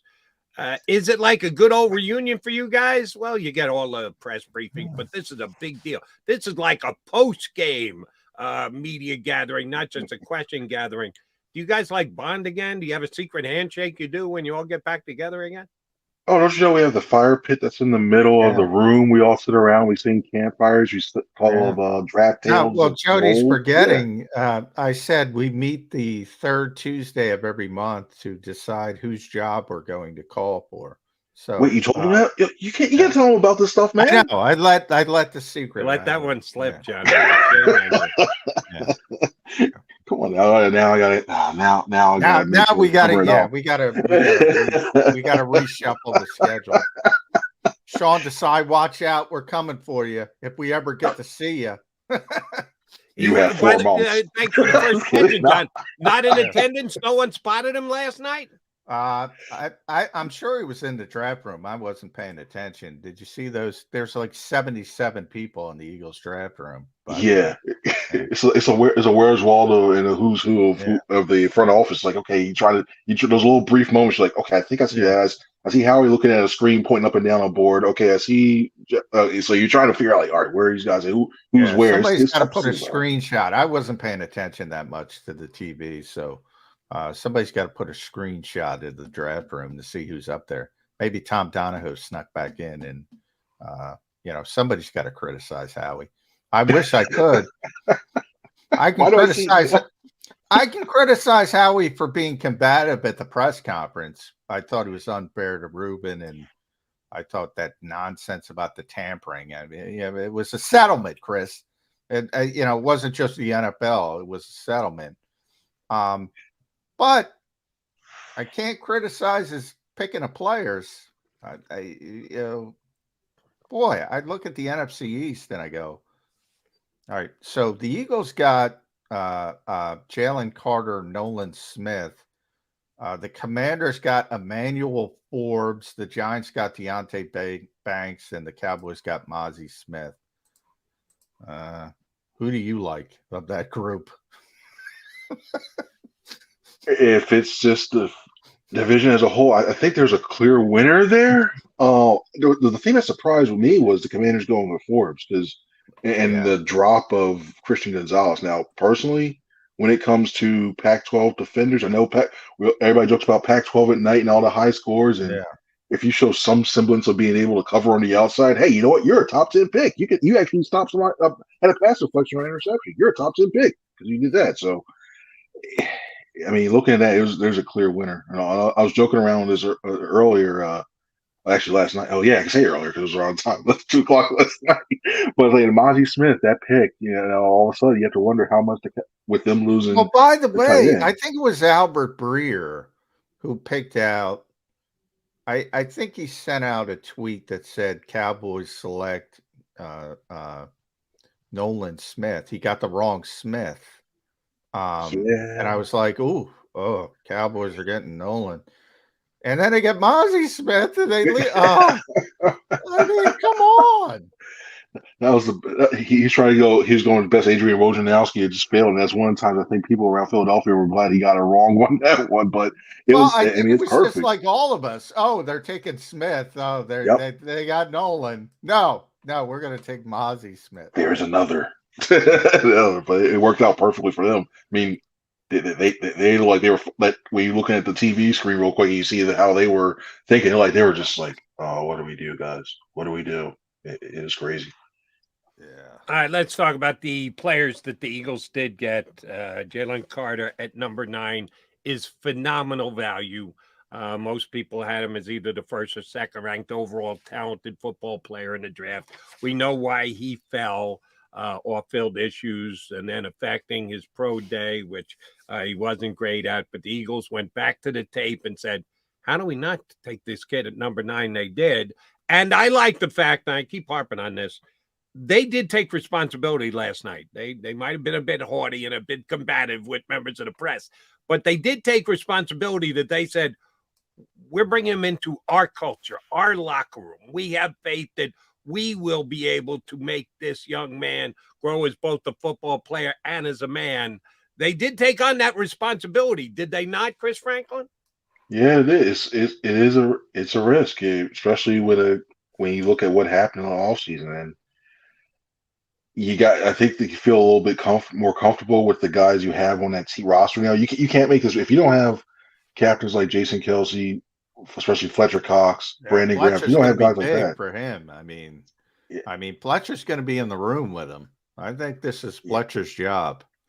Yeah, especially we heard how much Jordan Davis used to say he helped him out a lot in his rookie year too. So you need that leadership group to help him out, and it also helps that you have your former college teammates, Kobe Dean, Jordan Davis, right there with him too. So yeah, man, this is the way we do things around here. Just make sure stay in line. If that's going to be cool, just play hard. I think that was very important. That's what allowed you to make that selection. The Eagles NASCAR package.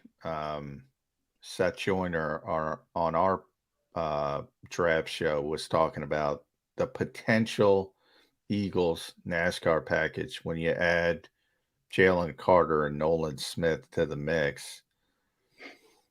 Which way you want to go? You want to go Reddick? You want to go Sweat? You want to go Brandon? You want to go Fletcher? You want to go Carter? They're not getting 70 sacks again just because you can't get 70 sacks again. But they might have a better pass rush, if that makes sense, than they had last year on paper. It's hard to imagine it. It really is, because I think a lot of people were hoping Robert Quinn would be like that true pass rusher on that second unit. Now all of a sudden you got Nolan Smith to step in there. And you got Derek Barnett. You know how much you can get. You still have him. You want to see what you can do. I'm not doubting you're gonna get that much out of him, but at least he's steady and force. You're picking at Jody Scab. I'm gonna set the Derek Barnett sacks this year for the Philadelphia Eagles at 1/2. Are you taking under or over? I'll take over. I'll take 2. I'm taking under because he's not going to be here. He's not going to be here. Yeah. He's going to get a big goose egg. Yeah. That's why it's 1/2. Yeah. I'll take 2. I'll be contrary on this one. I think he'll get 2. Good luck with that, Chris Franklin. Well, barring injury, you have Reddick, you have Sweat, you have Brandon, and now you have Nolan Smith. Yeah. Do you really need a 5th edge rusher? It'd be nice, but you got to help on special teams at that point, and then it's Patrick Johnson, Kyron Johnson, etc. I don't think he's going to be here. And by the way, I think the Eagles might get like a 7th round pick for him. I think somebody might take a flyer on Derek Barnett. The contract's not too bad. Might have to be post June 1st, but yeah, I don't think he's going to be here, Chris. The reason I'm thinking that is I think they love the fact they stuck by him for so long. The fact that even when he was at it, and they talk about how much even he had those bonehead penalties, the rough pass like that, for he seems to find a way to get to the quarterback, get the pressure, and then it's almost like it's Mike Mamula-esque in the fact that he got the hurries and the pressure. Like sack totals aren't there. I thought still kind of value that part and still keep him around. Not saying it's going to be like he's going to be like, hey, he's not going to put up Graham numbers or sweat numbers like that, but the fact he's there. I think I think Derek was real quick, Jody. When everybody started, hey, Derek Barnett beat Reggie White's sack numbers at Tennessee. That did him in. That did him in big time. Here's the thing that both of you were overlooking. And people like to do this with how he contracts because all they look at is, ooh, look at the small cost that he's got this year. $10 million dead cap hit when Derek Barnett goes out the door. Look $10 million goes out the door with him because he's got June 1st, Jody. Look at post June 1st. That's the key. I'll look it up. No, he's got 4 years future tacked on. Voidable year contract. All that comes forward. It's going to be a big cap hit whenever they get rid of him. He's only scheduled to make $1 million in salary, so you're going to take a cap hit to get rid of him.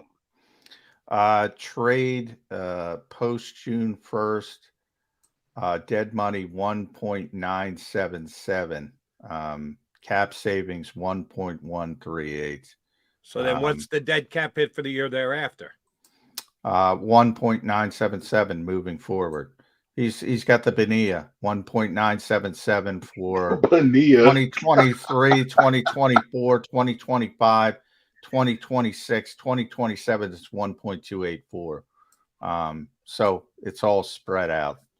Permission to steal that for later on. I gotta call it the Bonilla. Let me ask you a cap question on that, John. When you do that, I thought that any money that was left on the contract, you can spread it out over 2 years if you wait till after June 1st. But doesn't it get pushed up into that first year? Now you can avoid it for the immediate year, but the year thereafter, I think it's supposed to all come into 1 year. That's at least my understanding of the way the cap works. Well, remember, this is a trade. If you're talking about a cut, pre-June 1st is 10.272 dead money. You got 7.2 in 2024, 5.2, 3.2, 1.2 in the Bonilla. But cut post-June 1st, it goes down to 3.057 and then 1.97, 1.97, 1.97, 1.2. I remember seeing Lamar Jackson on the books last year as well. Still was on the books last year as well too, spreading that stuff out. Yeah, so it's better to trade him if you can get, like I said, a 7th round pick, whatever. You save a couple bucks. But either way, even if you just flat out cut him, it's very, very manageable. But it's got to be done post June 1st. It can't be done before June 1st. Yeah. So you can go ahead and have a good May here in town, Derek, because you're guaranteed to be here till at least June 1st. All right, let's talk about the Eagles' second first-round pick. I did not have Nolan Smith at number 10 for one very specific reason, not because he wasn't a very good player, much like Jalen Carter. I thought he was going at number 5. That's why I thought the Eagles couldn't get him, because they weren't going to be able to get up high enough to take him. And I feared the Eagles taking him at 10 because I think there's a reproduction of skills between he and Hassan Reddick. They're similar type players, similar size, similar speed guys. I don't know that stopping the run is the strength of either with their outside speed rushing. And if you had them both on the field at the same time, it almost seems like you're daring the other team to run against you, if that's the case. But at number 30, my God, he was the guy who we were debating at 10, falling all the way to 30. Do you think it was the Peck issue? Why would a player as talented as Smith drop all the way down to 30 for the Eagles to be able to take him? I'm still trying to figure that out myself. I've reached out to a couple people right now and they were like, why is he still there? Like, I'm trying to figure that out myself. The only thing I think of is must be either something medical or something where even size, because I thought I think he was still better. I know Van Ness got a lot of push late, but I still thought he was better than him overall. Now, granted, it could have been that he was playing with that vaunted defense and everybody else around it, but just looking at the tape, I thought he still had that quickness off the edge as well too. And the defense is going to be light. I mean, if you have him, Reddick, and get you look at Dean and also Morrow, that's 4 smaller linebackers on there. Undersized guys. Yeah. Yeah, it looks like they're Yeah, going I to was play. talking about that last year, though, guys, and they didn't care. Speed, especially as much he's passed now. It's you rather have that speed to get to the edges and get to the flats to make sure you slow him down on that. Yeah, it's up to Jordan Davis. Poor Jordan Davis. You go stop the run. Everybody else, don't worry about it. Don't worry about it. I know this will tick Eagle fans off, but Isaiah Pacheco. And it may have taken him a long time for that build to come due, but Isaiah Pacheco ran the ball pretty damn effectively in the second half of that undersized Eagle defense in the Super Bowl. And I know they won everything else up until that point, but then the most important check of all comes due and they couldn't cash it. So but it depends how, if Isaiah Pacheco does what Isaiah Pacheco did and Hassan Reddick gets a strip sack or CJ. If ifs and buts with candies and nuts, we'd all have enough for a party. You can't give me if, John. No, I can because you're giving me if. So if you give me I'm giving you what happens. Isaiah Pacheco ran it down their throats in the second half of the Super Bowl. There's no if about it. Well, yeah, there is, because if you go back to Super Bowl 52, the defense was even worse, but they made one play. And the point is, if you're Hassan Reddick and you have this NFL Defensive Player of the Year, you're in the conversation for that. You're one of the best sack guys. You got 70 sacks, not just Hassan. I don't want to pick on Hassan because he's the best. But, he was one we focused on because Kansas City had a weakness on the other side on paper. Oh, that looks like a good matchup for the Eagles. They didn't get it done. CJ with all his mouthy, you didn't put us in a good position to make plays. Go make a play. Darius, go make a play. They didn't make plays on defense. So you could point out one, they didn't stop the run in the Super Bowl, so that to change their whole defensive philosophy. Or, this is an if, or they could have played like they played all season and made a damn play. And they win the Super Bowl. Nobody's talking about it. So you have no issues going forward with a smaller team this year, John. Is that what you're saying? They should that's their philosophy, smaller and quicker, and that's the way to go, and you wouldn't worry about it. Well, I was talking about I'm the one who brought it up with when they signed Hassan Reddick and Kaiser White and CJ and said, boy, there's not a lot of run stuffers on this team. And they didn't care. Now, I'm not saying I agree with their philosophy. I'm explaining to the people they don't care. So if they don't care, why should I care? It's up to Jordan Davis. Well, I think this Carter selection goes a lot further as well too. Is that because you have Dean being a lot smaller than a prototypical middle linebacker, you get to have those guys in the middle of the defensive line. Those defensive tackles are going to be probably some of the most important players on this defense, because as long as you can keep him clean and you allow Nakobe Dean you don't let the guards get to the second level, try to block him up. As long as you keep him clean, he'll do his thing. He'll diagnose what the play is going on, and he'll try to scrape or shuffle to the hole that he needs to go. It's a matter of those defensive tackles impeding the process of those offensive linemen so they can't get to him and see 6-7 yard carries per rush. So I think they're going to be probably that area. Like Fletcher Cox, Jordan Davis, Jalen Carter, Milton Williams, all those guys are going to be important if this defense wants to be able to replicate success from last year. I agree with you there. Here's my only concern. Are the Eagles undersized as a team? If John wants to just give them a pass because that's their philosophy, okay, fine. I'm not going to. I think they're a little undersized. And how are you going to pay a price for that? Well, teams might be aggressive at running the football against you. I think it's a legit concern. Now, they got tremendous value with their 2 picks. You can't pass on a player that's talented at that spot. I'm just saying now Howie's got some other work to do, because they need to add a little size to this football team.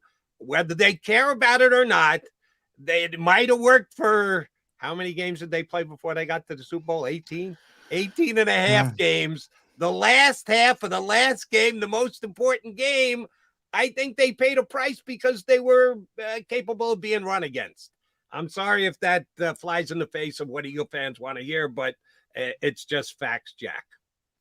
It's going to be interesting when it comes to this cat and mouse game, because one thing that Desai did use a lot now, it could be different because he has James Bradbury and Darius Slay on the outside, but one thing he did use a lot is a lot of big Nick, like using 3 safeties a lot of time and taking out one of those linebackers and putting them in with a safety to have a better matchup. What's going on? They're going to take out even lighter. They use a lot of 3. And we see how many times teams use those 3 wide receiver sets. It's almost like commonplace now. So it's a cat and mouse game. It's like, okay, you want to go 3, 4 wide? We're going to just run down your throats. If you want to go bring your beef, like if we want to spread them out, or if we want to bring more beef in, we're just going to start throwing the ball. It's that cat and mouse game. Jalen Carter, you're right, because Jalen Carter, at least potentially, and it's all potential, but like he's got the potential to. Javon was a great pass rusher. He was not good against the run. He was not good. He was not a good run defender. Jalen Carter's got the ability to do both at a high level. They might improve in that aspect. But yeah, it's not that I'm giving them a pass. It's that they don't care. And Jonathan Gannon said it 100 times. Stop explosive. Don't get beat over the top. Explosive. And they got all these undersized players out there. We're willing to give up 5, 6, 7 yard runs. Now, I know nobody believes it yet because we're not allowed to talk to Sean Desai. And who knows if we ever will talk to Sean Desai.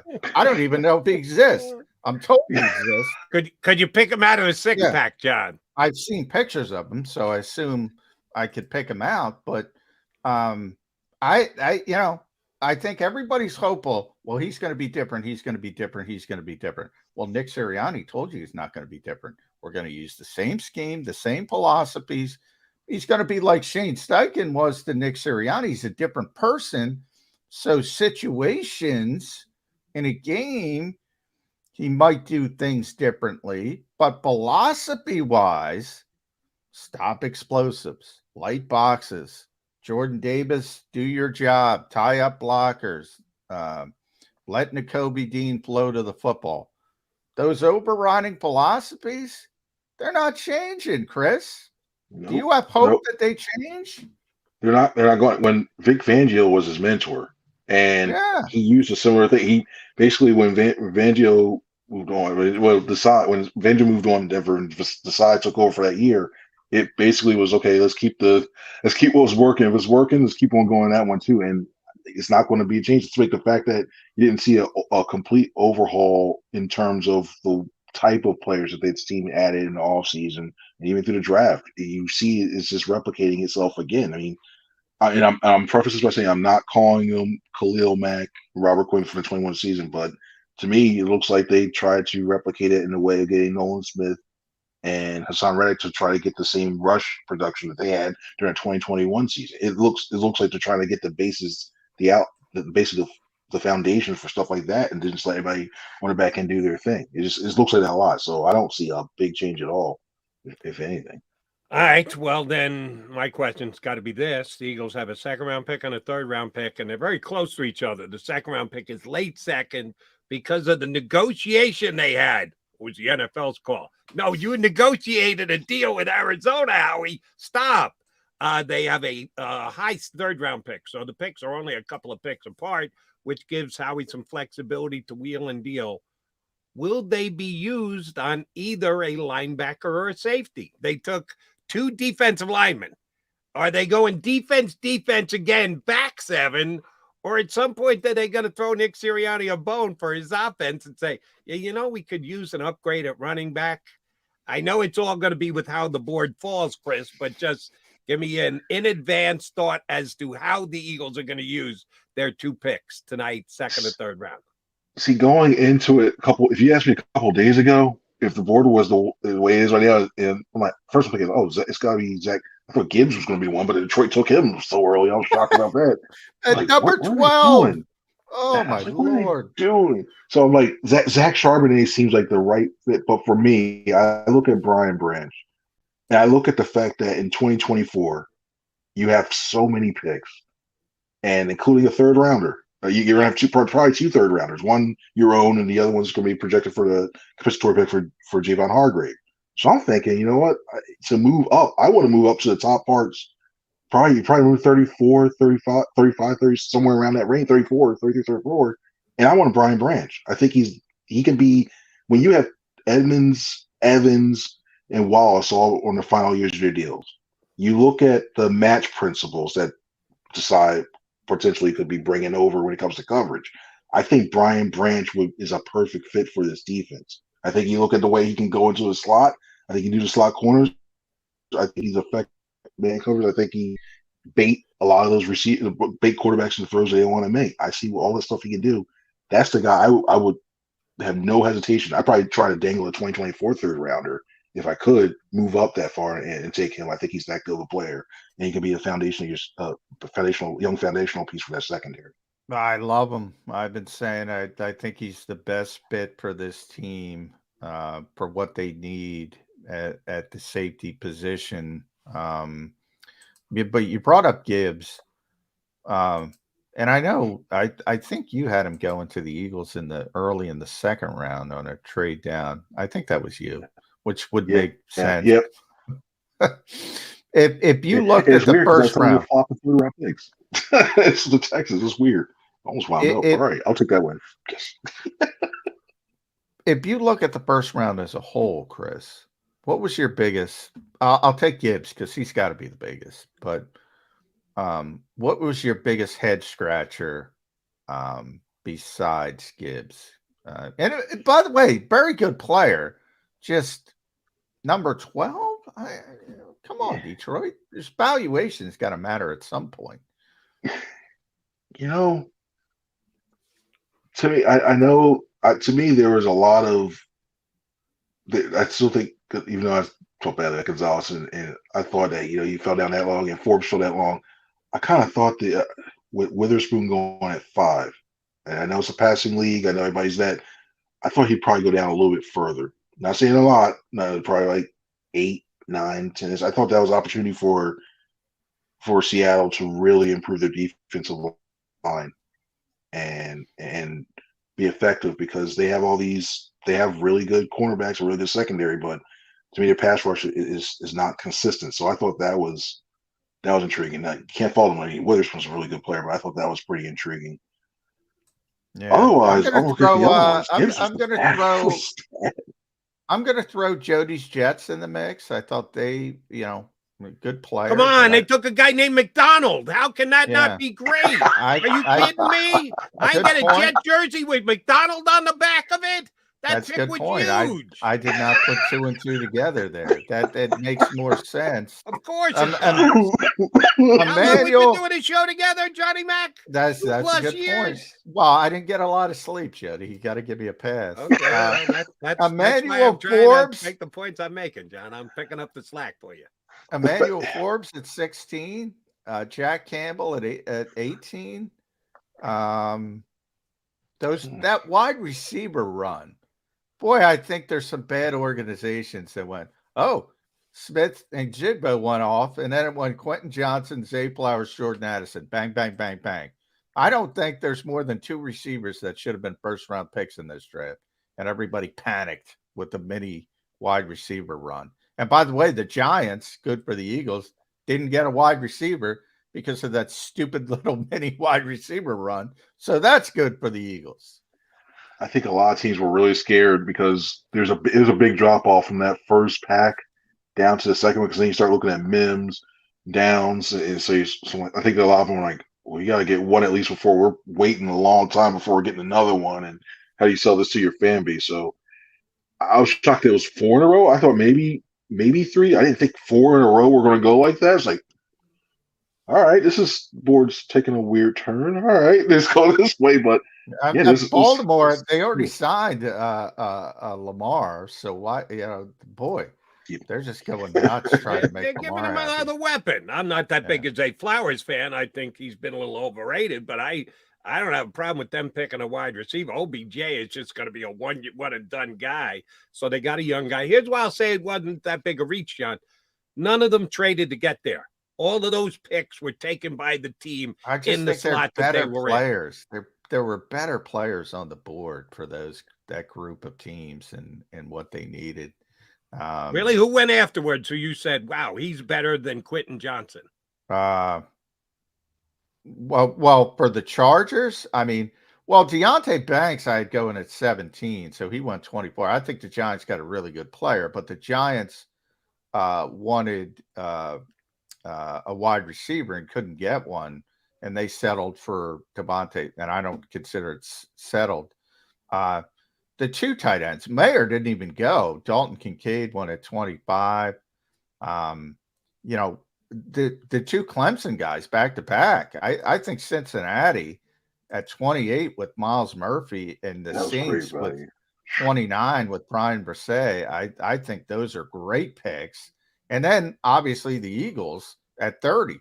I think 28, 29, and 30 were phenomenal picks. I really do. And I'm not as big as a Felix fan at 31 with the Chiefs, but yeah, I thought,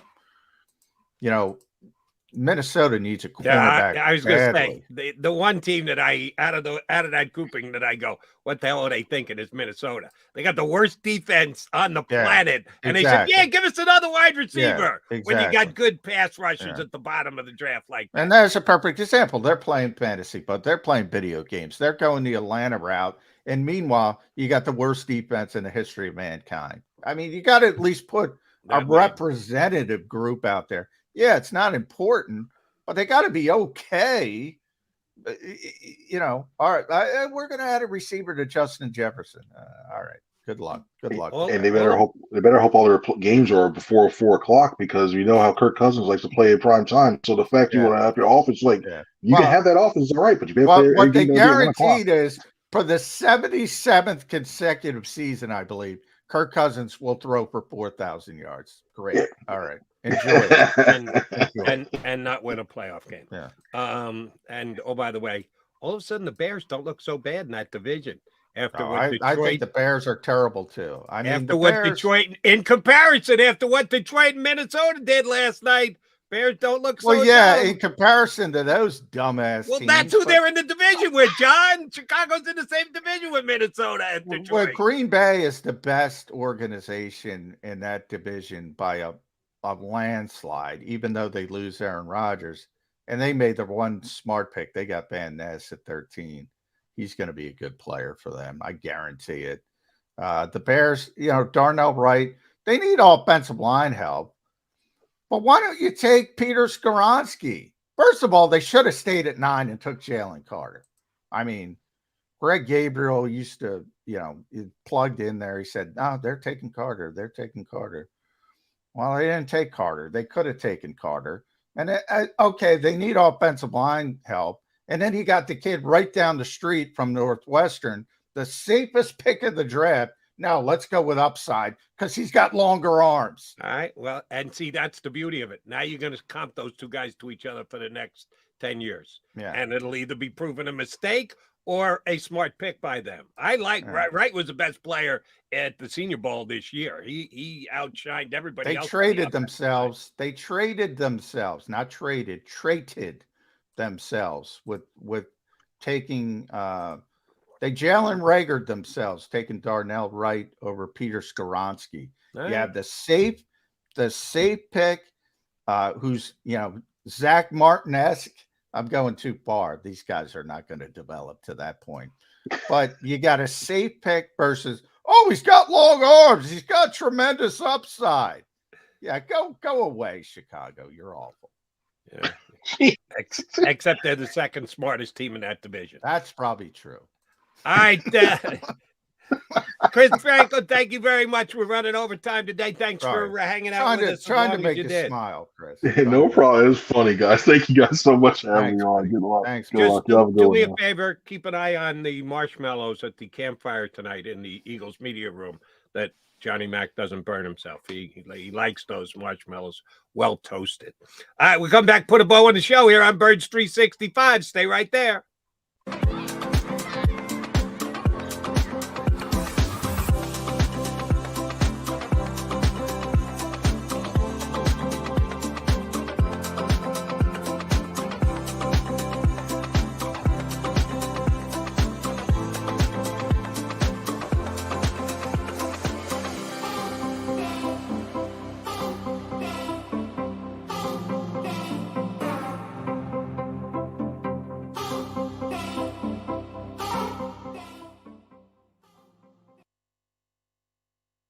Heading down the shore. Have a ball once more.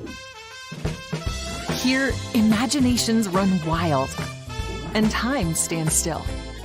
Because here, you can find the best of the Jersey Shore, all on one 5-mile island. So leave the old you behind and get lost in the woods. Wild, wild, wildwood days.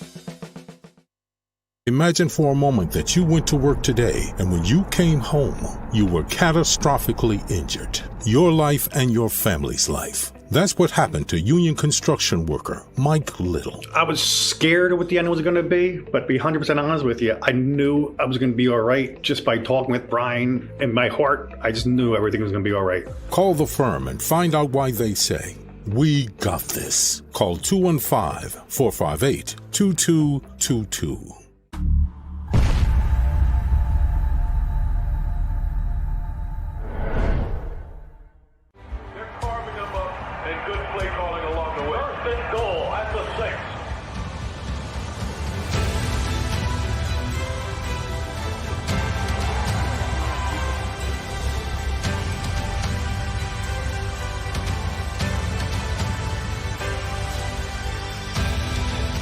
Field of life, First Trust Bank is there for you. Champions on 3. 1, 2, 3. Because Philadelphia dreams deserve a Philadelphia bank. Go to get your game on. Go for the beers. Go for the cheers. Go for the hit and the hits. Go for the stakes and the stakes. Go to get your parlay on. Go to get your party on. Go for the scene. Go for the screens. Go for the gallery. Go for the win. Go to Ocean. Visit theoceanac.com to plan your visit.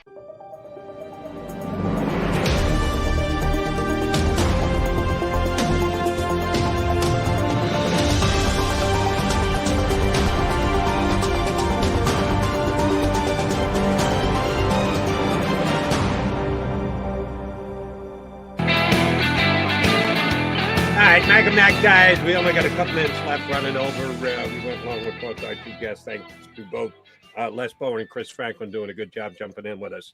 All right, Mac, they got 2 picks. One late second, one early third, and Les, how he's moving and shaking. And, man, yesterday he moved up when I thought they were going to stay at 10, and he stayed put at 30, which is where he's going to trade out. So, basically, I've been 0 for 2 on whether how he would or wouldn't move.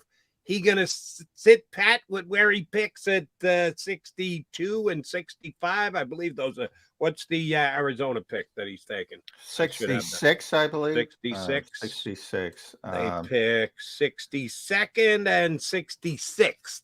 So those are the 2 picks. They're going to stay put. If they stay put I don't ever think they're going to stay put. You give me names, but if you want to just give me positions, what do you think they hit on with those picks, only 4 picks apart? Well, there's a lot of good players left. So, we'll see how the board kind of unfolds. I think, there's a chance they move up and target a player. They got this sort of extra value by moving up in the 3rd round due to the tampering. On the other hand, they got that big donut in the 4th, 5th, 6th round, so they can go in the other direction as well. And, oh, by the way, let's remember, they gave up 2 future picks already during this offseason. Ultimately, we assume they're going to have a ton of picks because of all of the compensatory picks next year. So they've got those picks to give up, but they have given up 2 already. They are going to have a ton of picks, and they have. So both of those things are going to turn out to be true ultimately, and Howie's proved it again yesterday. And he's done it a number of years now. He did it with Jordan Davis as well. Did it with Devontae Smith. When he targets certain players and he goes up, little, if they start dropping to a point where you can go get them. So not a massive move, but I like Les's thought about depth on the offensive line. So if you start seeing a Matthew Bergeron sort of creeping down towards 62, Osiris Torrance, who's probably the best guard in the draft. If he starts creeping down, Osiris Torrance from where, John McMullen? Florida. That would be Howie Roseman's alma mater. Yeah. SEC. Oh, yeah. I think that's got Howie written all now, over it. The one problem I have with Osiris, he's a very good player. I don't know if he has the versatility they usually look for. Like they like guys who have purely a guard. Yeah, purely a guard. There's that kid from North Dakota State everybody loves. Mock. Yeah, Cody Mock. Looks like one of the Viking Raiders from WWE. Yeah, he does. Yeah. He's got the wild hair. He has a couple teeth too, as a matter of fact. He's a tackle, but he can move inside. So he's got that versatility. Joe Tipman from Wisconsin. Hey, how about this, Jody? Cam Jurgens is your starting right guard, and Joe Tipman comes in to be the next heir apparent to Jason Kelce because Cam Jurgens gets entrenched as the starting right guard. How about that? Not impossible. It's not like we haven't seen it before. That's exactly what happened with Isaac. Isaac was going to be the replacement for Kelce, and then Isaac got moved. And it was Landon. Don't forget about Landon. Landon was the heir apparent to Jason Kelce, and he moved, and he was so good, they're not considering moving him. So who's to say it doesn't happen again? That doesn't count for me because Landon never even backed up. He was verbally Kelce's backup. They had him in guard before they even probably their first practice. They were cross training him at guard. Well, only because he was drafted to be a center. And he only moved. Remember, Brandon Brooks got hurt that year first, and he had to play right guard, and he kind of struggled early playing right guard, and then Isaac got hurt. Yep. And then they flipped him over to left guard, and he just took off. But they had 2 injuries, and that's why he moved so quickly. But make no mistake about it, he was drafted to be the heir apparent to Jason Kelce. Yeah, so for the third consecutive year, they're going to draft the heir apparent to Jason Kelce, is what you're telling me. You might be right about that. I will stand my ground. I'm rooting for Zach Charbonnet. I don't know if he's going to come all the way down to 62. Don't know. Here's what I'm thinking. Maybe, just maybe, how he doesn't mind the small jump up. He doesn't like to jump up massively, doesn't like to overpay. But if you get close, you get into the neighborhood, you get into the zip, then Howie does the jump up like he's done for Davis, for Devontae, last night for their Jalen Carter. Yeah.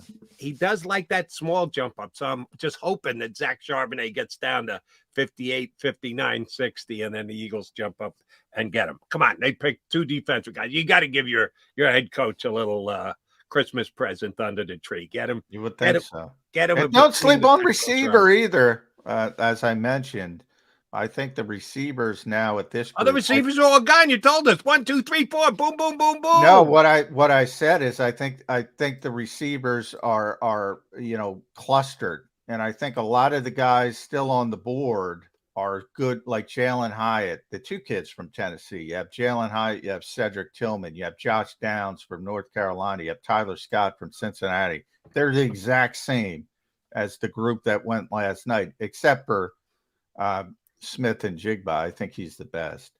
I think everybody else is sort of in the same cluster. And then Marvin Mims, I think Chris mentioned him. He is a just natural slot receiver.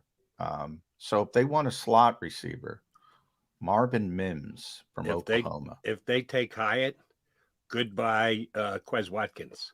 Because if you've got to have that guy who takes the top off the defense, get a cheaper, younger, better upside guy, could be the end of NFL.com just, so Lance Zierlein and the guys, they have him as the top graded receiver. Jalen Hyatt still on the board, number 1 overall at that overall, including the guys who were drafted last night, or just the guys that are left. No, overall, ahead of Smith and Jigba, ahead of Quentin Johnson, ahead of Jordan Addison, every single one of them, ahead of them all. I don't agree with them, but if he's there, you're right. I don't think they'll use the second round pick, but that third round pick is high that they got in the NFL mandated negotiation between the Cardinals and the Eagles. Yeah, right, Howie. All right, we're well over. We got to get the hell out of Dodge. You're back in there tomorrow, and then you get to write all weekend before you got to join me on Monday, right, Johnny Mac? Yeah. What is today? Today's Friday, right? Today would be Friday, which So means we're not you and doing I a don't show have a show tomorrow Yeah. or the next day, but we're going to do this on Monday to wrap up all of the NFL draft. You in? I am in. Just got to keep track of days. Johnny Mac and he's going to get a nap. Then he's going to go back to writing. He's going to go down and light the campfire down at the Eagles headquarters and be there for day 2. McMullen and I will be back on Monday, which means Birds 365 returns in 2 and 2 days, that is. You've been listening to Birds 365, the destination for the passionate Eagles football fan who bleeds green. If it's Eagles football, we're talking about it. Debate, inside the locker room, and guests that are some of the greatest football minds from around the region. We hope you enjoyed the show. We know we had a blast. Make sure to like, comment, and subscribe, and we'll be back soon. But in the meantime, hook up with us on social media at JAKIB Sports. See you next time on Birds 365.